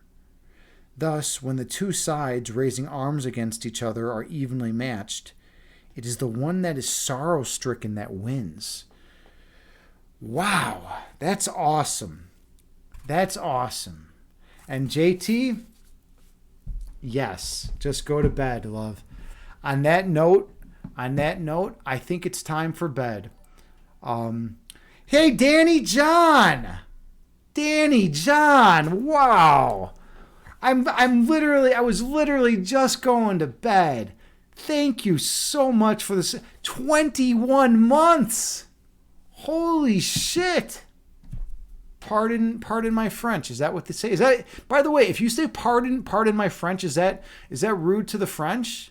Is that like racist to French people? Does anyone know? Thank you so much for the subscription. 21 months, almost a year. So, okay, I have two people with me. First of all, JT, I don't know, do you know the backstory about Danny John and this channel? And me, because I have two people with me that are instrumental. Danny John and JT. You are the two most instrumental people in creating this stream. First of all, this is something really, and I want to give credit where credit's due. The name Evolve Yourself TV. Guess where it came from? Guess where it originated? Danny John has a name called Evolve Yourself for her business, for her company. And we were creating this together, and it was initially going to be her on Twitch streaming her content, and then somehow it just morphed into me streaming my content. She did come on here. I don't know if you remember, JT. I don't know if you remember. She was on here. I think 2 streams, Danny John? Was it? It was, I think 2 or 3 maybe. I don't remember. I can't remember back then. Yeah, she was on here, and she streamed a couple streams, and maybe 3, and yeah, she was talking about curiosity. She's got a PhD in psychology, and she was talking about, I think, curiosity and the mind-body problem and stuff like that. We were having a discussion. We were both on here, and it was awesome. So that's how it originated. So I give credit to where credit's due. And so she was actually instrumental. This stream probably never would have happened. This channel, I don't know if it probably never would have happened. If it did, it probably would have had a different name. It definitely would have had a different name. But Evolve Yourself TV is what came out of it. So her and you, and then you being here, supporting me, day in and day out, I mean, this mala, I mean, everything you've done for me, the energy from this fire quartz, your amazing moderation, and Danny John, you too, you've been in here so much, all the support you've given me on every level. I mean, both of you two are the reason this stream exists. You're the reason, without you two, like, I don't know where I'd be. Maybe I'd be lying in the ditch somewhere. You never know, right? And JT, you say, I am the reason. I'm just a puppet. I'm just the puppet here. I'm just a puppet. You two are the driving force. You two are the driving force behind me. You're the ones that got this started and make this roll. And so I'm grateful, eternally grateful for you, because this is what I want to do. I'm helping people. You've given me the best gift in the world. I'm literally able to help people all over the world. How awesome is that? I get to come here to my studio and stream guided meditation, give people exposure to meditation who may never have otherwise had exposure to meditation. People have come in here and are like, what is this meditation thing, and who's this like dude, this intense dude who's like, who I can relate to, who like, is doing this meditation. Maybe it's cool to meditate. Maybe I'm going to do this. Maybe I'm going to participate. I've had so many people come through because of you two. You two are incredible people. So thank you so much for all that you've done. You've helped so many people by proxy, by enabling me to do this, by creating this and creating this wonderful environment. So thank you. I love both of you unconditionally. You're incredible people. But anyways, yeah. Thanks again for the subscription, Danny John.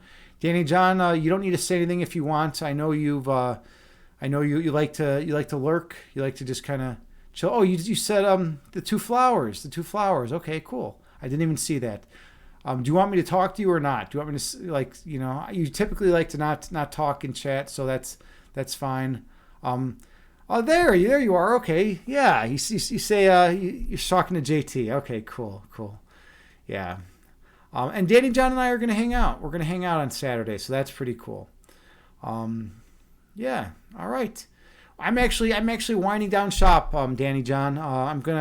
You're probably just you're probably getting up for the day, and I'm going to sleep for the day. You know, that's just how it goes. I got to get up. I want to get up early tomorrow, and do some good working out and meditation and stock market stuff. You know me. You know how I roll. Tomorrow's Tuesday, so I teach 2 chess classes. I got 2 chess classes, so it's going to be a busy day. But yeah, both of you, feel free. Contact me anytime. Danny John, we got to talk more and discuss plans for Saturday. And JT, you say you've given you the best gift. My energy is love. Dude, well, thank you. That's super kind of you to say so. Super kind of you to say so. Like I just come here and do what I do, and that's just try to help the people around me, try to be a positive role model for people out there. I mean, how funny is it that Chad Guy said that I've made a difference in his life? I mean, who would have thought? Who would have thought that Chad Guy would have said that of all people, right? He's a low key troll, but apparently he said I've made a difference in his life, right? I mean, that's crazy. We were debating. Danny John, JT and I were literally debating whether we needed to ban Chad Guy at one point. His new name is Discernment Bugatti. And we said, let's see how it plays out, right? Well, let's give him a few more streams and see how it plays out. Because he was trolling, and he never did cross the line, and he's turned out to be a great guy. And he's literally the most active person in Discord. He's a super, he's a nice dude. He's funny. He's kind. And sure, yeah, he trolls and he does some ridiculous stuff. But I mean, he's a good human being. So it's like, it's funny, we have all of us, you, me and JT, we've all made a difference. So it's awesome. So thank you both. There aren't words. It's ineffable. There aren't words to express how much appreciation I have for both of you, for helping me find some purpose in life and helping me supporting me in this endeavor, and I appreciate it. JT, you say, or Danny, you say, Danny John, you say you are doing great work. Well, thank you.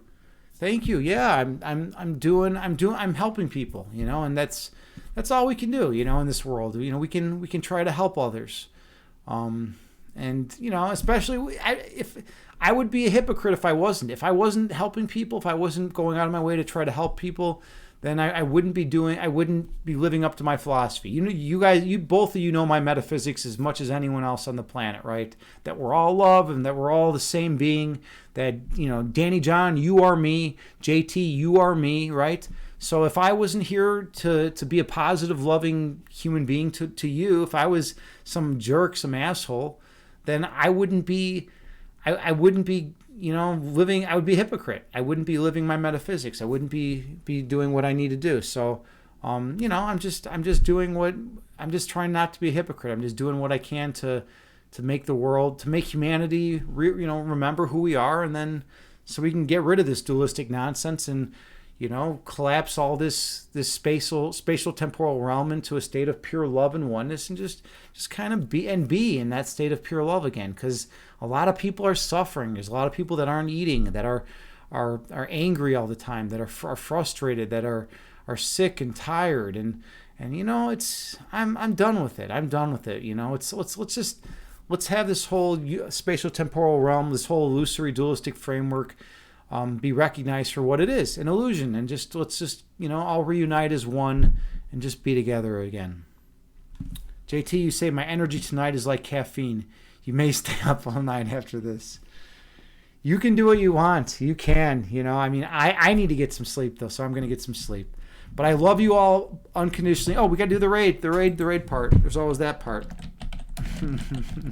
There's always the raid part. Yeah, I've been so happy. Today. I don't know what the fuck is going on. This is crazy. Danny John sees me all the time, and she knows that I'm usually not this happy. What the fuck is going on, Danny John? Why am I so happy today? This is really weird.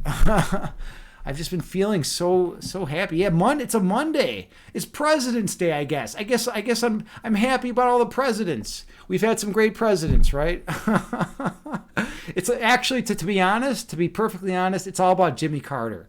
For me, it's all about Jimmy Carter at the end, you know. No, Danny John, no, it's not. This was before Gina. This was before Gina.